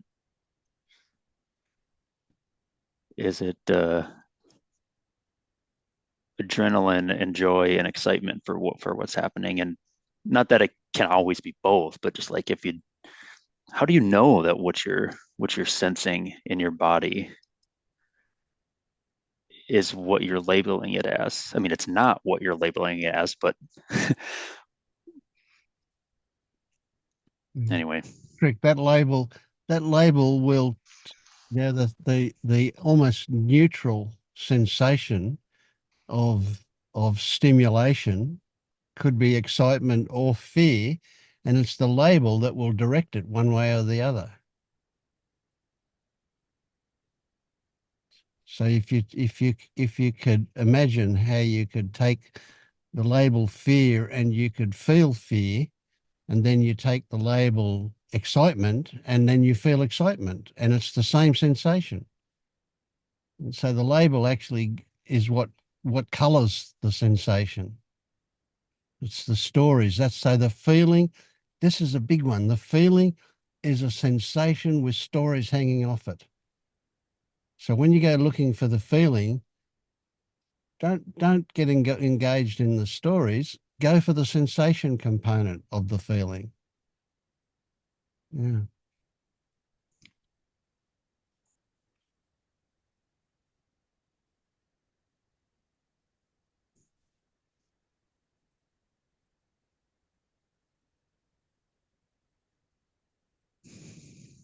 I also just feel a little bit compelled to share, Sylvia, earlier when you were talking about having this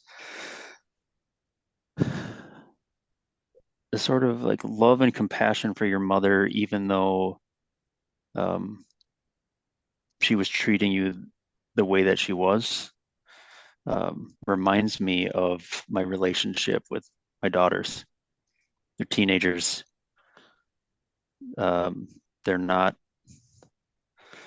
always welcoming to my presence and involvement in things. But it doesn't change. It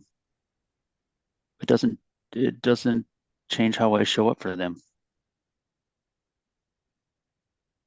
And it was helpful for you to raise that question of or the topic of responsibility. And like, am I behaving the way that I am because I feel responsible? I think there's a degree that is true, but there's also just almost like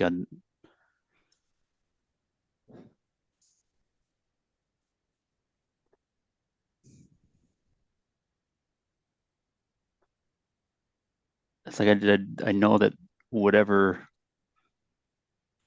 however way that they're treating me isn't anything to do with me. It's something that's arising in them, and that's okay. And I'm gonna be here in the way that feels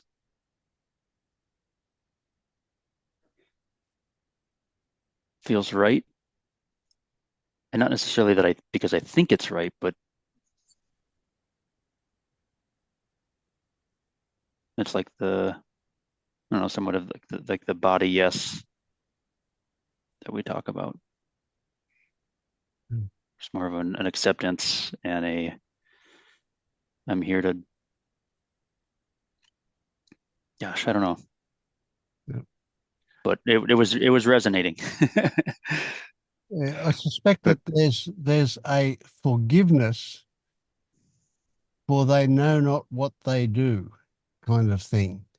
There's a forgiveness for them being the way they are because that's their conditioning.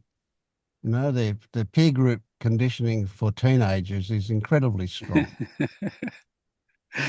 And you're not cool. No matter what you say, no matter how you dress, no matter what you do, you're not cool. And they want to be cool or whatever it is, Yeah. Yeah, it's remarkable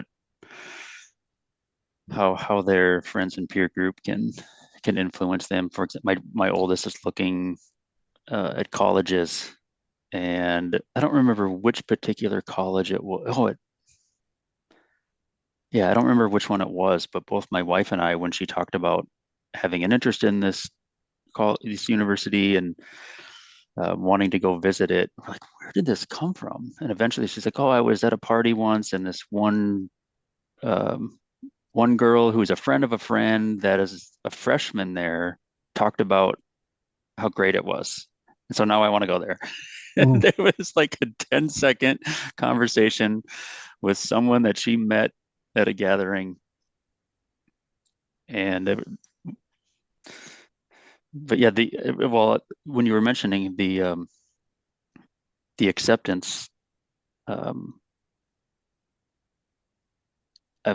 realized a lot about how, like, the way that I behaved when I was a teenager, and my interpretation of my parents' opinions and advice and the things that they shared.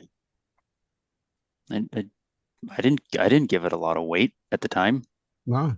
I didn't want to sit down and have conversations. Yeah. There's a great saying. Mark Twain, I think, said something along the lines of, when I was 13, I thought my father was a total idiot. You know, when I got to 21, I was amazed at how much he'd learned.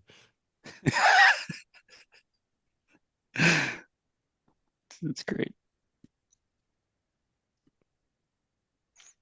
It was paraphrased, of course. I don't know what the actual one was, but yeah.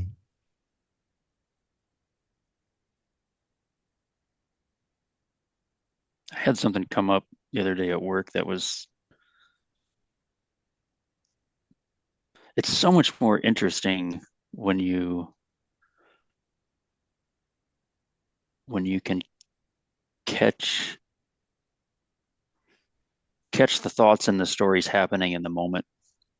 We were in a meeting, brainstorming ideas, and one of my coworkers had mentioned something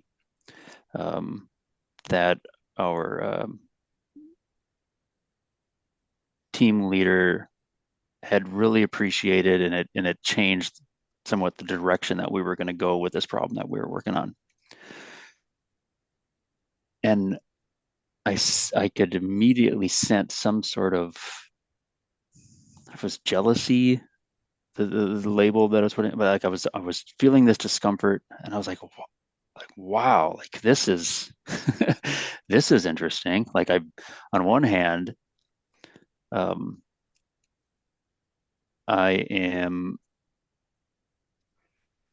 pleased about the increased chance of success that this idea gives us. Like we're likely to be more successful as a team. But there was something in me that wanted that idea to come from me, and that was really interesting to look into in the moment. And then it went away. It's like, oh, like there's something there that. Yeah. Because you saw it. Yeah. Yep. That's brilliant. Yeah. And I feel like in the past that would have lingered a lot and started to affect. Well, you can see how if you didn't recognize it, that you could get moved by the emotion involved, and then that can cause you to behave in weird ways. Right. Yeah, so all of it, by simply seeing it, you know, that whole process gets short-circuited. Yeah, brilliant. Good stuff.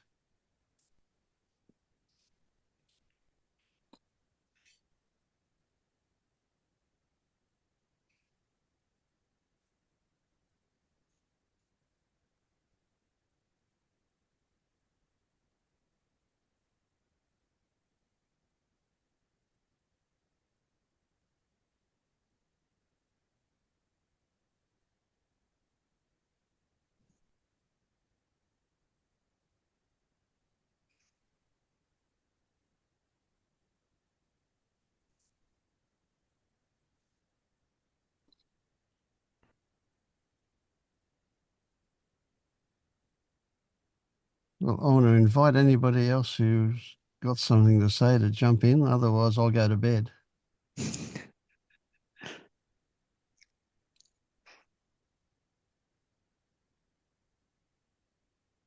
Hi, Vince and everyone. Howdy. Just after what Jeremy said there, and you said once you see it, it short circuits it. But say I'm involved with something like my daughter or the kids or something like that, or anyone really, but usually not on my own. And you get a sharp jab of something, you know, it can be anything really. And you see it, like Jeremy saw the jealousy. And you said it short circuits it. But what about when it doesn't? What about when something keeps coming back? And I've taken it away from the situation, like come home and sat with it. But it's such a quick jab, it's quite difficult to open it up. So obviously I can replay it in my head and then feel into it. But what would you say about that, Vince? So does the replaying it in your head bring up an emotion, similar emotion to what first happened?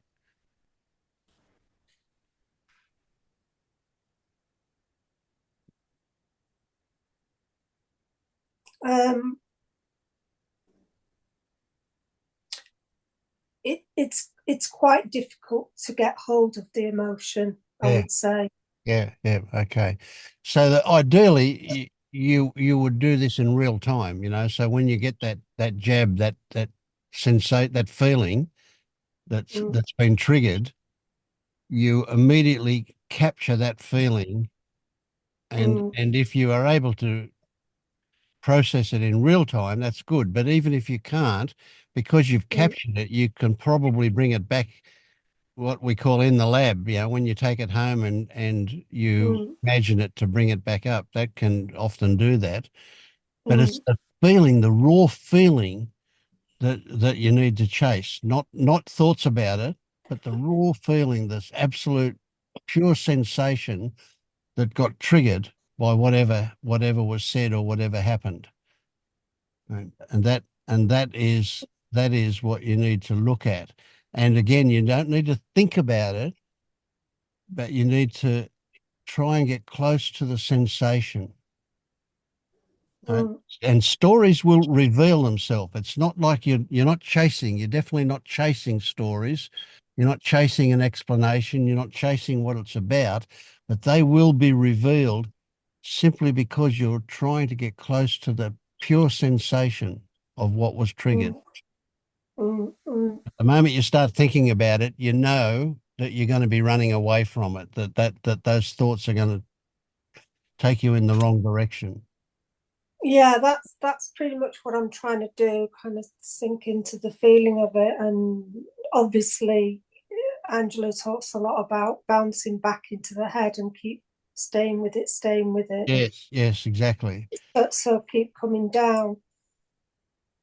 So presumably when it happened for Jeremy, we talk about you like you're not here, Jeremy. Presumably when it happened to Jeremy, he recognized the feeling and the label of jealousy turned up to describe that. And the moment he saw that, he recognized it as not inappropriate, but rather he recognized it as coming from somewhere, that some old conditioning, something about himself. He wanted to be the one. Right? He wanted it to come from himself. So it was that recognition of that, right? So because the feeling was fairly pure, the label that came along was a good description. If we start to look at more complex than that, we can easily get lost. So the first thing is to go for the pure sensation of what was it that got triggered. And the moment you get close to that sensation, it will be revealed to you what it's about.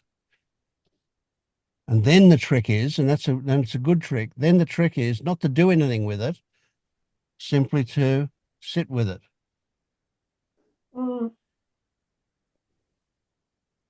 So that's kind of what's happening. Kind of memories of my life coming back to me.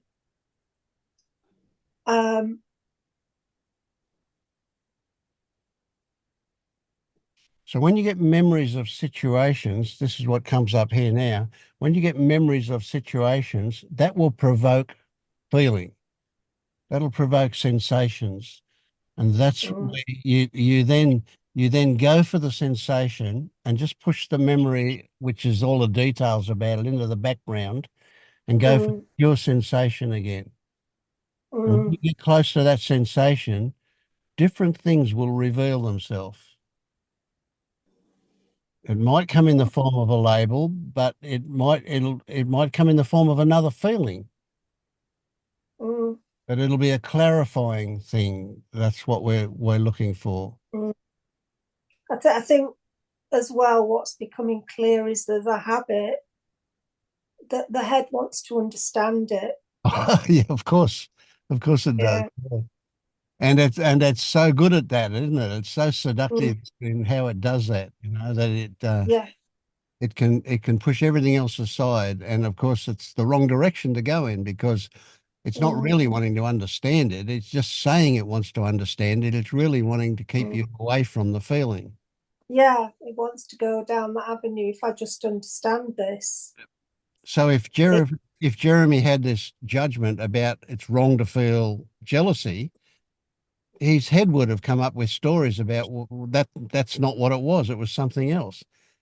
But because he was able to accept that, it dissolved almost straight away. Yeah, I think sometimes there's things that come up with a judgment, you know. Anyway, that's something for me to explore. Yeah, thank you. Yeah, there's a fair bit of skill involved in just moving closer to the sensation. I mean, we talk about it like easy, definitely. but it's not necessarily easy. You know, it can be a bit tricky. Yeah. Yeah, I find that definitely. Yeah, it's they kind of hide, and the mind throws up a smoke screen, kind of dancing in front of you. Absolutely, the mind is so good at it. Yeah, for sure. And to keep going back is, it's it's definitely a skill. Yeah.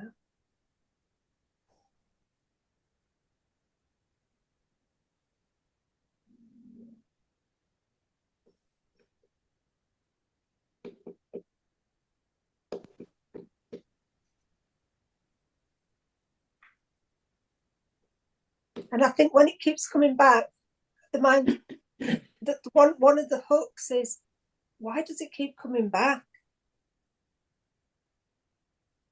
You know, that's another hook. Yeah. Well, it keeps coming back simply because it's not resolved. Not resolved, yeah. Which means it's another way of saying it's not been seen clearly enough. Yeah.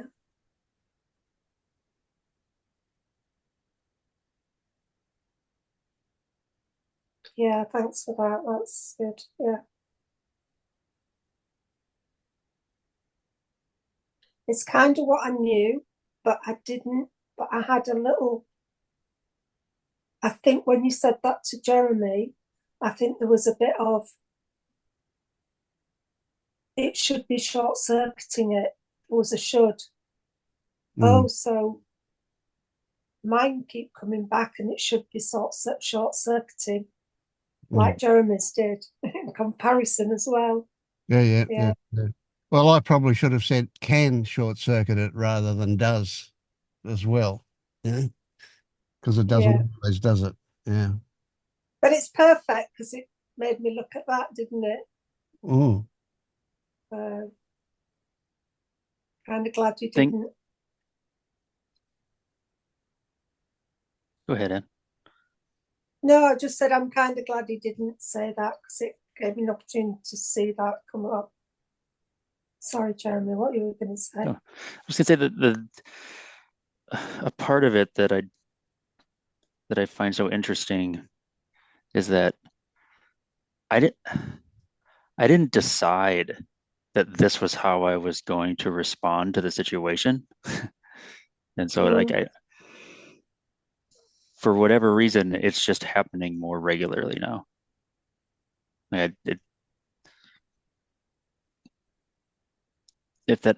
I making any sense?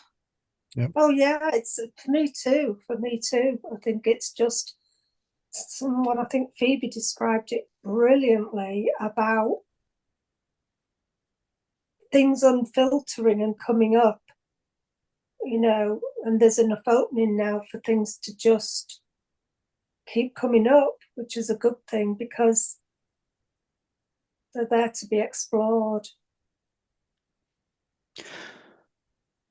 Maybe what I mean is that when I was experiencing what I'm calling the jealousy, I I I can see that there wasn't, how do I say that? I didn't decide to say, oh, here is something that's happening, and I'm going to go into my body to try to feel the sensations and try to it just happened. And so yeah, a natural process for you to do that. Yeah.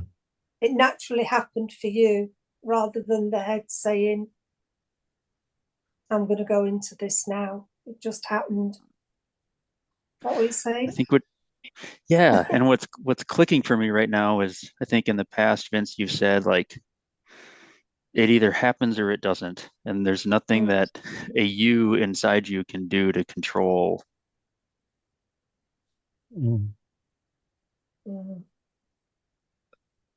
it. And I think in the past I was like, oh, how do I get myself in a position where I can respond to situations in a way that I'm hearing is a helpful way to respond. Like, what do I need to do? What do I need to learn? And now that it seems to happen somewhat more regularly, it's just a mystery. I don't know. It's just happening differently now.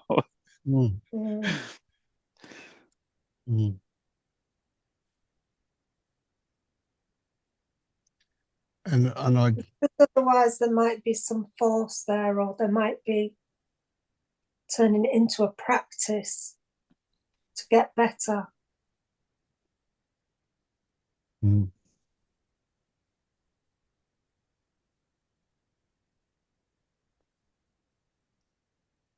When you said earlier, Jeremy, that even if it's an unpleasant sensation, end of quote, my thoughts were, soon you won't ever feel an unpleasant sensation. Now, that's a huge statement, I know. That's really weird. You know, what becomes unpleasant?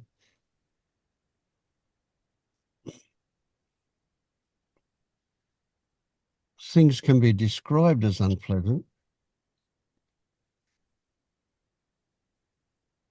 but that's that post-it note on reality. That's not necessarily the way it's experienced. So with my hand, when it was full of arthritis, there was a constant background sensation that could be described as pain.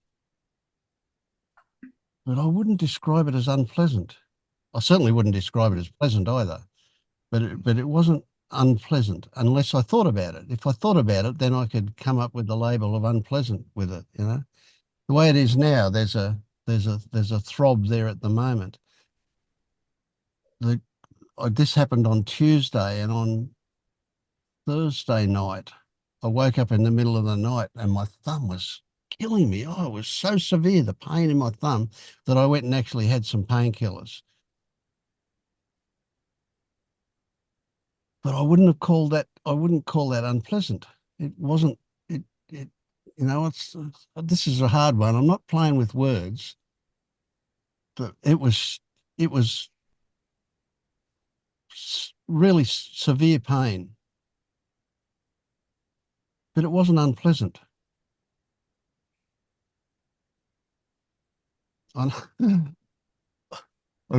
I realize this might sound like gobbledygook, but there is a way of, you know, it's a weird one. I don't know how to do it better. Unpleasant is something you don't want. And when it's inevitable and there it is, there's neither want nor no want, not wanting it to be gone, not wanting it to be different. It's just, that's what it is, you know. And so there's no unpleasantness about what it is. Strange. I know, very strange. But anyway, make of what you will with that. But it's very interesting, that, Vince, because I have a lot of pain with IBS, and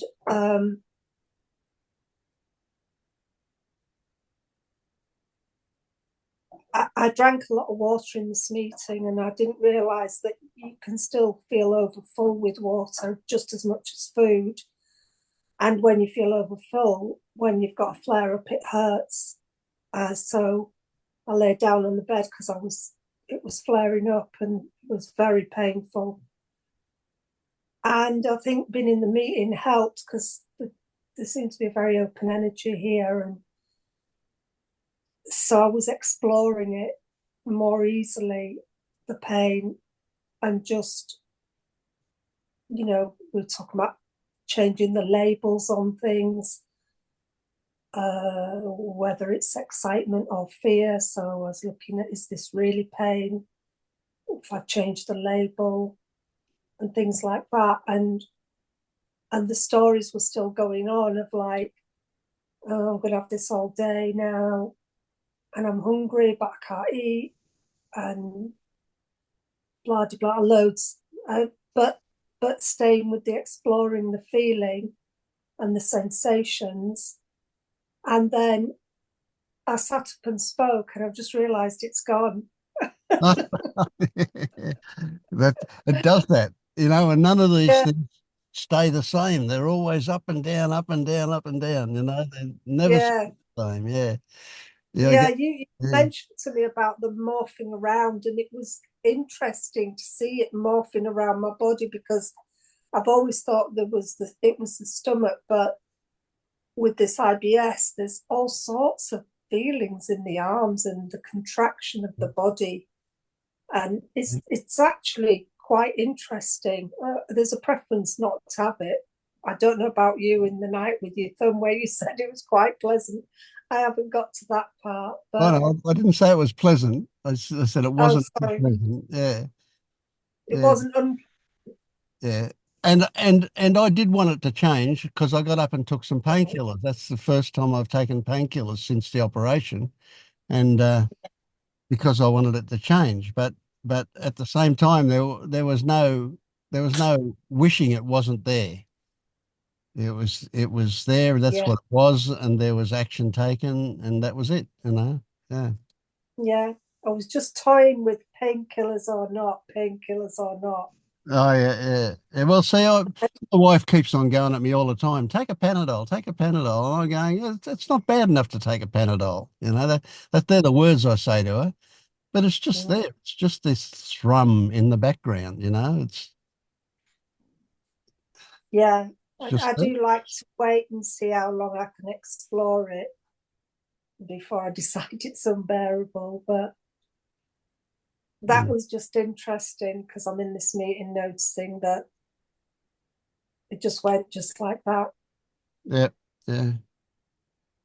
Well, that's an amazing thing. Even with what we call pain, frequently it's only there when we notice it. If we're doing something else, we don't notice it. Yeah. You were going to say something, Irene? I was just going to say that I just wanted to just express gratitude, really. Since the release of the It's Not Fair at the last meeting, there's been just tremendous freedom and grace and ease. Beautiful. And and I really sense that the safety that is felt here is really the story that I have is that it's the safety that I didn't feel in my family of origin. And anyway, I just wanted to thank everyone for the safety here, because it allowed something really big to be released, and there's just a lot of gratitude for that. So thank you. Thank you. Yeah. Can I ask one short question? When you recognized pain as pain, but you didn't feel it as unpleasant, do I say it right? Kind of, yeah. Did you feel like laughing? No. No. No. Well, I could laugh. I'm laughing now, and that sensation is there. So yeah. I guess what I'm saying is the acceptance of the sensation takes away a whole lot of the unpleasantness about it. It's wishing it not to be there where the unpleasantness comes from. So I don't. Okay, so it's not like unpleasantness goes away completely. It's neither. It's neither pleasant nor unpleasant. If I now focus on the sensation of my feet on the floor, it's just a sensation. I have no judgment about that. I have no good or bad. I have no pleasant or unpleasant. It's just a sensation. And so that sensation is probably easier to live with than the sensation in my hand. But the sensation in my hand has the same characteristics. It's just a sensation. If that sensation gets too intense, I'll take a painkiller.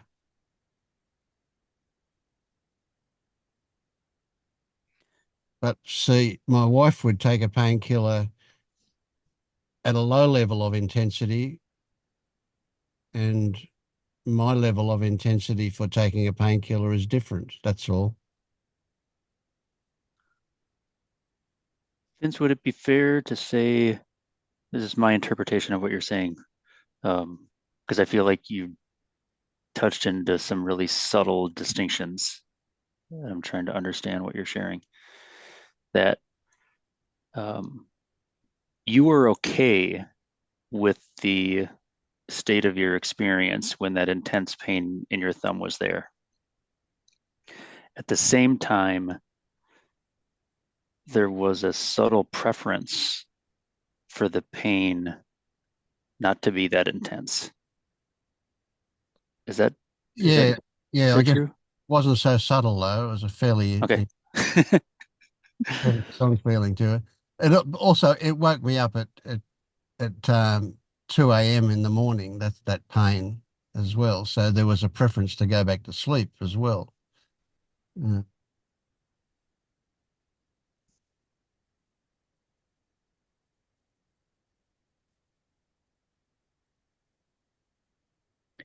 But Vince, I was asking. Okay, Irene, say. I was gonna say, isn't there just the natural movement really was towards taking that without a lot of thought about it, right? It's just it was like like the movement in that direction is right action in the moment for you. Yeah, the intensity of it was that there was no consideration involved. It was, yes, I will, straight away. And it didn't mount slowly to that level of intensity. It may have done while I was asleep, but when I woke up, it was already very intense. So there was almost an instant decision to take a painkiller. It almost seems like rather than a decision to take a painkiller, there's just a movement towards that.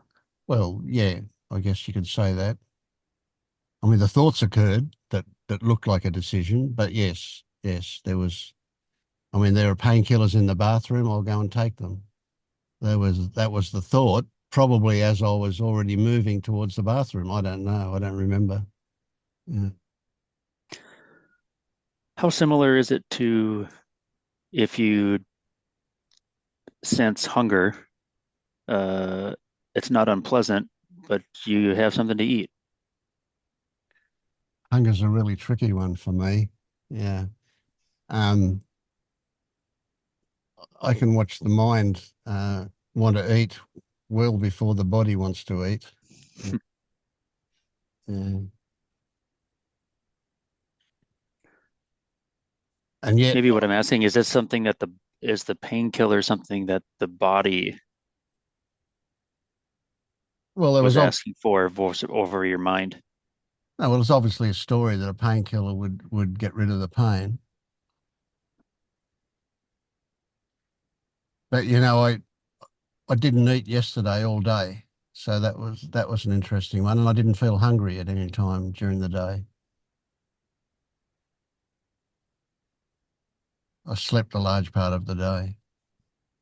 Yeah.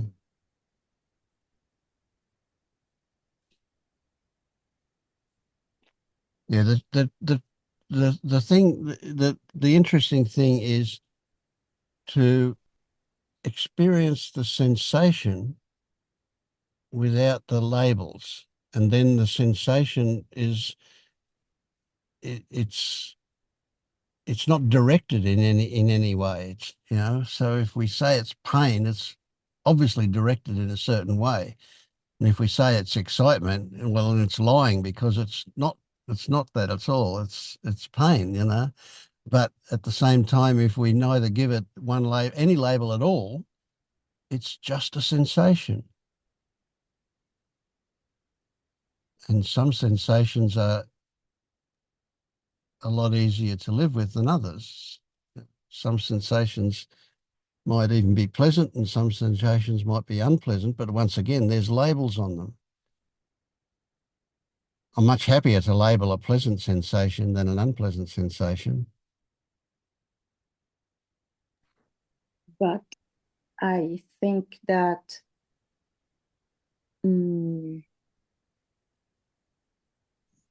labeling of pleasant and unpleasant is obviously coming from the mind.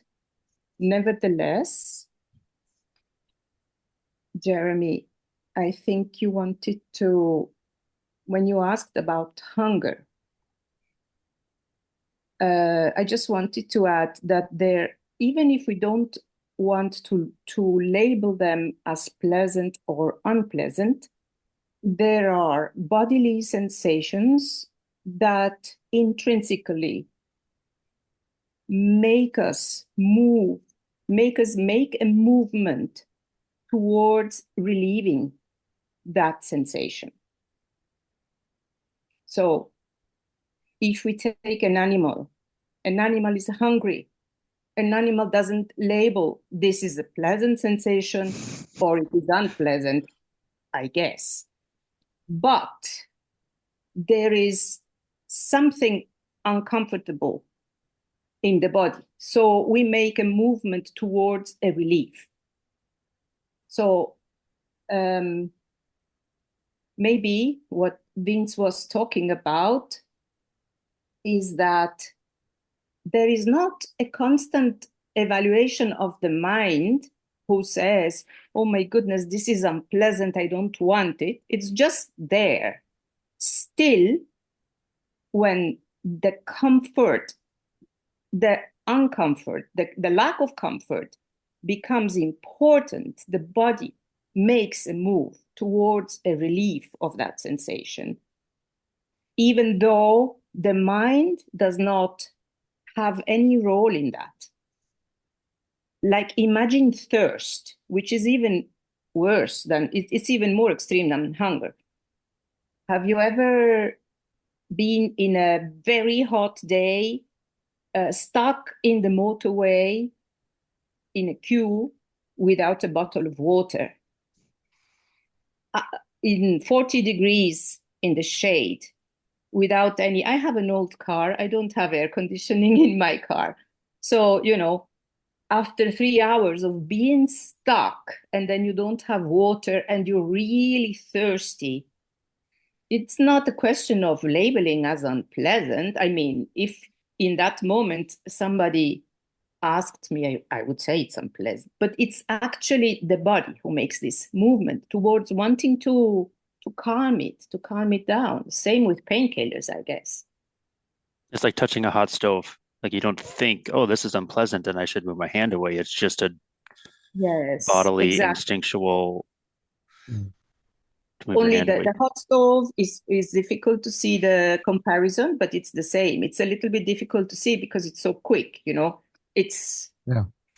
it's instinctual and it's instantaneous, but we're talking about like pain or hunger or a sensation that can last for a long time. Yeah. Hunger is a particularly tricky one. It's more tricky than almost any other thing. I used to, on a regular basis, fast for 3 days. And it was always really interesting to watch the difference between what the mind did and what the body wanted at that time. And I could say that after 3 days of not eating, it wasn't the body that took me back to food, it was the mind every time. So that is an interesting one, that one with hunger. Yeah. So my dog turns up for its evening meal, or it's one meal a day. It turns up at 10 to 5 every day and says, "Give me food." Yet if there was none there, 10 minutes later, it wouldn't be worried about it. It wouldn't even come back asking for food until the next day at that time, because it's been conditioned for that time. But it's not a hunger thing that drives it to want to eat at that time. And the dog will easily go a couple of days without food if there's none around, and not even be concerned about it, not even think about food. Well, I'm guessing the dog's not thinking about food, but as people, we would say, of course it wants food, because that's us, we're projecting. So, I mean, animals in the wild are what would you call it, advantageous eaters. They'll eat when there's food and not when there's none. That's the way they do it in the wild, and that's the way they're bred to do it.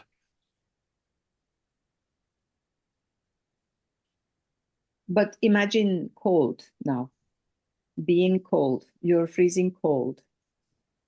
You lost the key. You know, you live in Australia, you cannot even imagine what this is, Vince. Okay. I can, but not the kind of cold you know.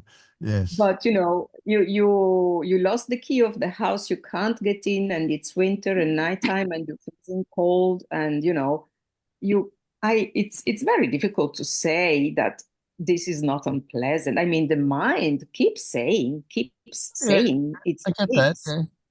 And I have been in a situation where I've been out, I've gone out to walk the dog, for example, and I didn't put a jumper on or a jacket, and it's been a little cold.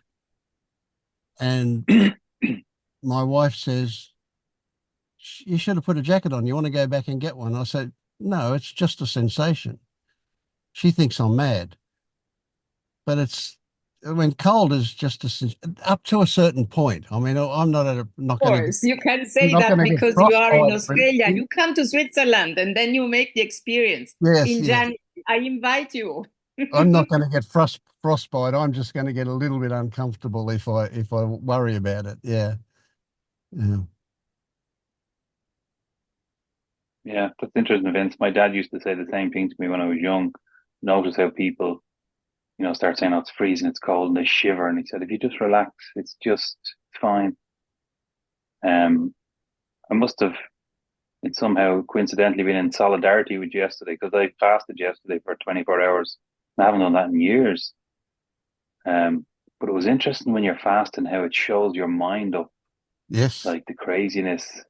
Like I kept noticing myself going to grab things and eat things, and with the kids around and their snacks, and when there's so many other people, there's so many opportunities for food, and when you're not eating and you catch yourself, oh, like it was like, my God, so much of our day and food are really connected. And I think my mind, I was after doing 24 hours, I thought maybe I'll do 48, but the mind stepped in and said, "No, we're having an Indian tonight." So, Yeah, I get that. but Yeah. but yeah, like it would be really interesting to see what a 48 or a 3 day fast would do. I imagine I'd feel great physically, and the mind might take a bit of a hit. But yeah, it's an interesting one that I've started to consider it. There's some Well, I'm videos out there on that. Yeah, some YouTube videos. Good things happen after 72 hours of fasting. Yeah. I'm And doing you don't find intermittent. you get lightheaded or tired, or is there a process of sort of detoxing first, maybe, or how does that all work for Oh, you? the detoxing can happen, yes, and I can smell a bit probably, but no, look, I've fasted 3 days and gone out and played 18 holes of golf. You know, your energy's up rather than down. Not, you don't get, you know. Is there a period though when you maybe started doing this? Let's say you started this 20 years ago. Let's say, is there a period of becoming adapted to burning fat that once that's then working, you can burn fat and just go about your day? Well, that's the theory, yeah, but my belly's still too big. Right. Well, I'm fasting at the moment. I'm doing intermittent fasting, and it's brilliant because it really shows you those hooks of the mind that pull me away, and the conditioning. Yeah. And it's so relaxing because the clarity of mind it gives you. And you have so much more time. Yeah, so much more. Well, I've got a lot of time anyway, so I perhaps don't Well, I notice noticed that. it yesterday that there was a lot Yeah. of more time because the food thing wasn't as important for me. Yeah. I just like it because I think it's making me realize how those hooks of the mind feel so that I can transfer them to other things, if you see what I mean. It's like, I don't know, it's kind of showing me how it does it with everything, not just food. That little pull, Yeah. you kind of feel it. So just think Yeah, food's a that's, big one though, isn't it? Because I noticed that yesterday, the not being able to eat, even though, like you said, Vince, I just check in with the body. Body's not hungry. Body's fine.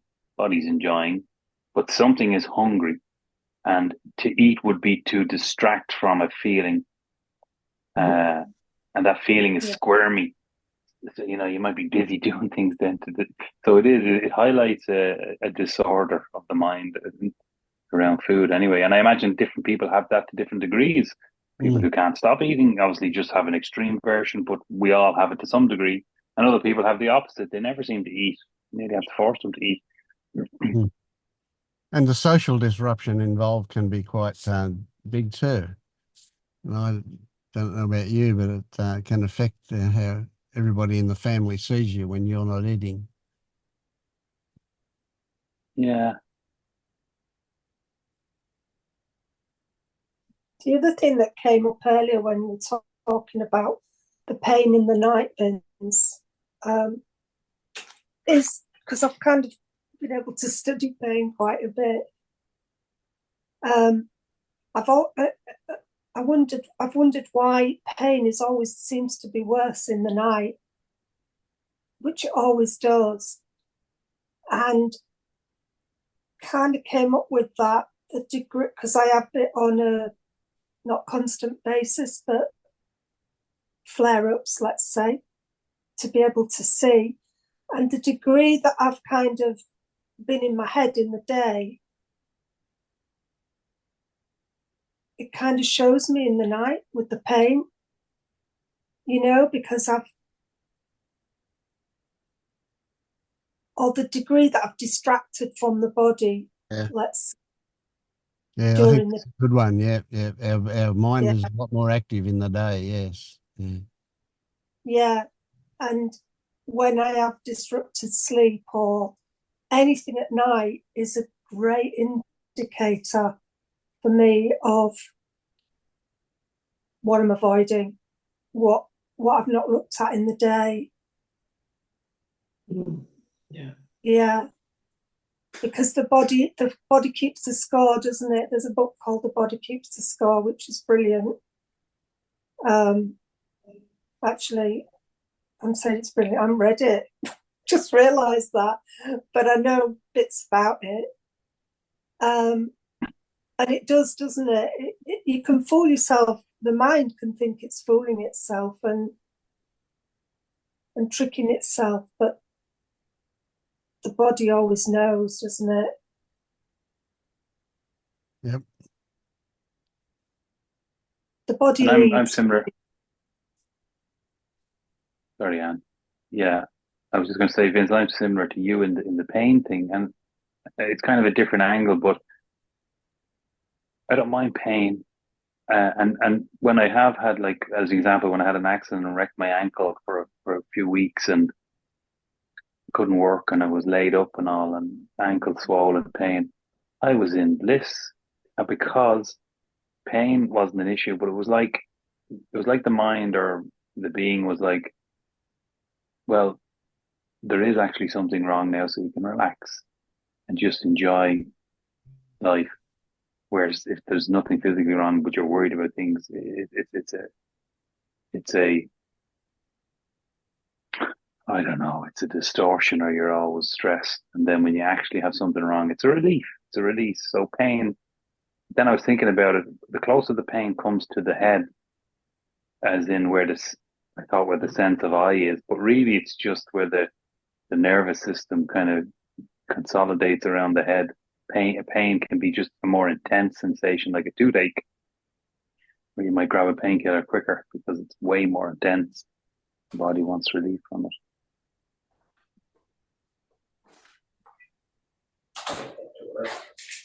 And the pain I've had and have is probably my biggest teacher.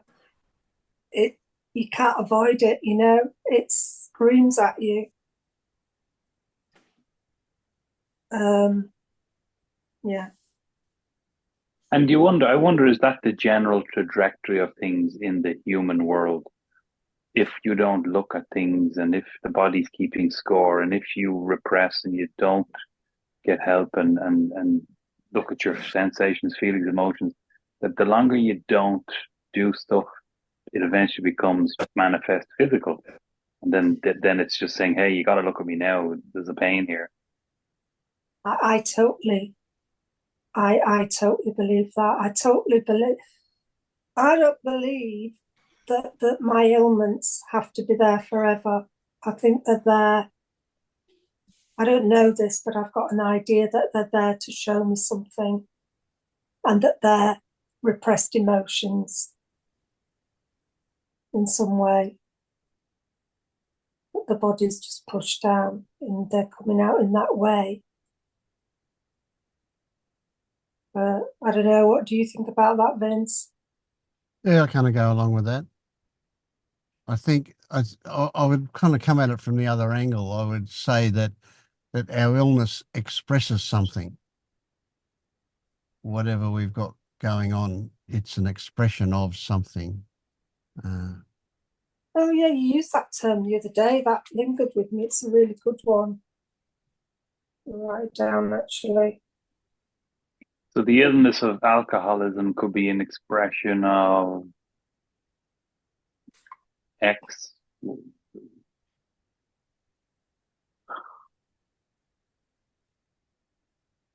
Yeah, I would never go as far as to say that it's the same for all alcoholics. Everyone's going to be unique in detail anyway. And the alcoholism is just a medication that's covering up the pain. Yeah, no, I posed the question that way to kind of get that answer that it's different. Yeah, it's not one size fits all.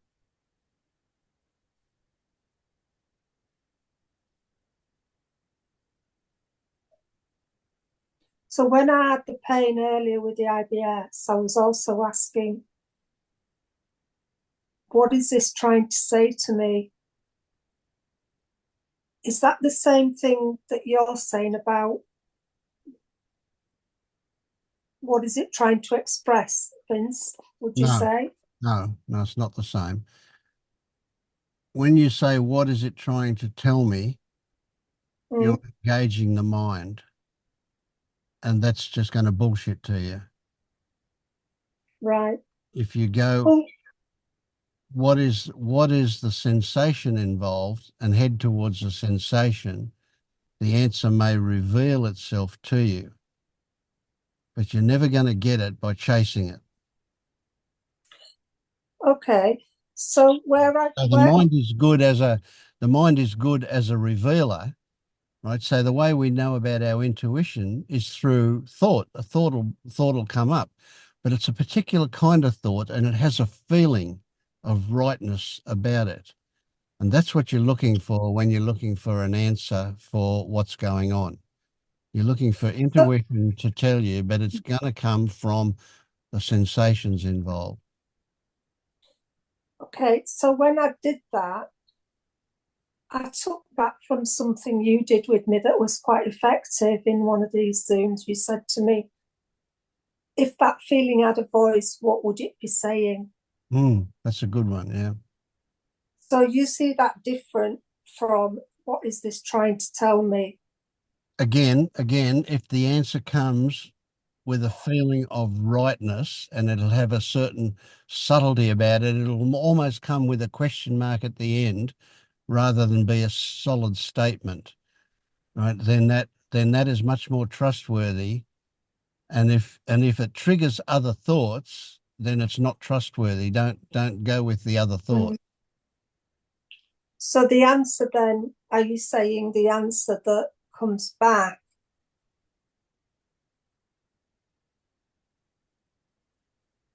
Well, the answer that came back, so just run me through this. The answer that came back to me is,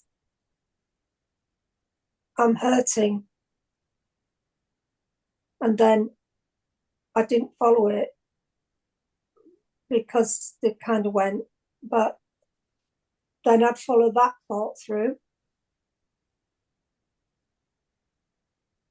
No, so if the answer comes back, I'm hurting, then you immediately look for the sensation that you call hurt. And while you're looking to get closer to the sensation.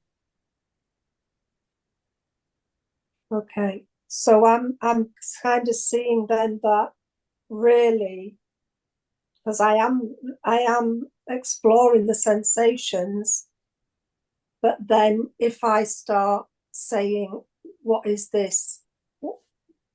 What could this pain say if it could speak to me? Could be a bit of a distraction, really. Yeah, it's a bit of a trick, because you can certainly ask that question, but just don't get rushed away with a torrent of thoughts about it. Right. So when you ask that question, the idea is then put that question in the background and head towards the sensation. And because the question's been asked, the sensation may well reveal what's going on. Oh, yeah, okay, that's good. So another thought, but a special kind of a thought. You'll get the feeling of that thought. You'll know when they're an okay thought. Right. So here we are. We're getting past that stage where we talked about all thoughts being bullshit. Right. We're now saying that there are some thoughts that will reveal things to us if we listen to them, and if they come with the right flavor, the flavor of rightness, right? That's your intuition. Yeah. Or as well is that when you ask that question, if this pain could speak to me, what would it say? You may be more looking for a sensation answer. Yes. Well, any answer that it gives you should head you towards a sensation. But I think the mistake I'm making is that I'm looking for words as an answer. Yes, and that'll just immediately rush you off into a torrent of thinking. Yeah. Yeah, and of course that's what the mind wants. It promises you satisfaction if you follow it all the time. Yeah, kind of ties up with, I heard this brilliant thing the other day about self-inquiry or inquiry. anything can be an answer. A bird singing can be an answer. Absolutely. Yes. I love that. Yeah, yeah. And that's another trick you can use. You can ask a question, but keep it really simple. Ask the question and then just look around you for the answer. You know, something you comes into your vision or something you hear or anything can be the answer. That's another way. It's accessing the subconscious mind is another way to put it. Well, that's interesting. Yeah. Ask a question and then look around. How did you put it? Look around at what and what? How did you word it? Oh, look around and see if you get an answer in what you're seeing. See if something Know is, what you're seeing. yeah.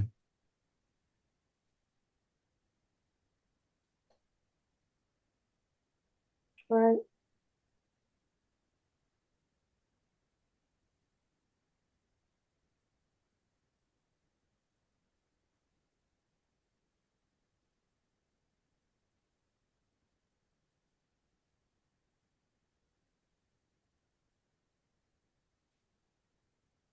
So that's looking in the visual, not just the auditory.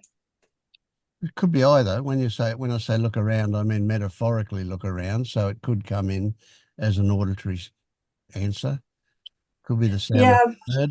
what I'm saying is it just expands the whole thing to me. The answers are not just thoughts.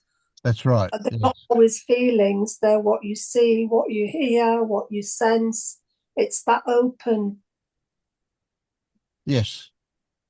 to everything. It could be a rather feeling, than, you know. It could be an insect landing on your arm. It could be something that you see. It could be something you hear. It could be a taste even. It could be anything that tells you something. yeah, that's brilliant. I love that. Thank you.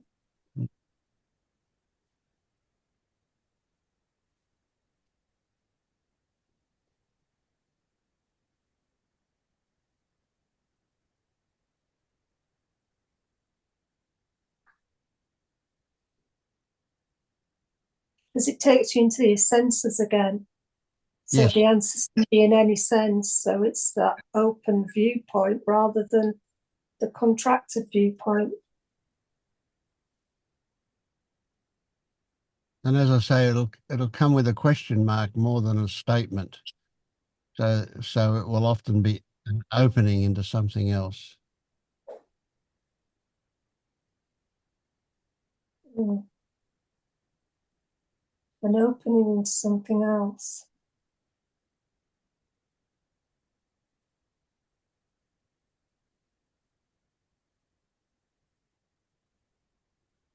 I'm not sure what you mean. I'd have to look at that when it happens, I think. Yeah, do that. Yeah.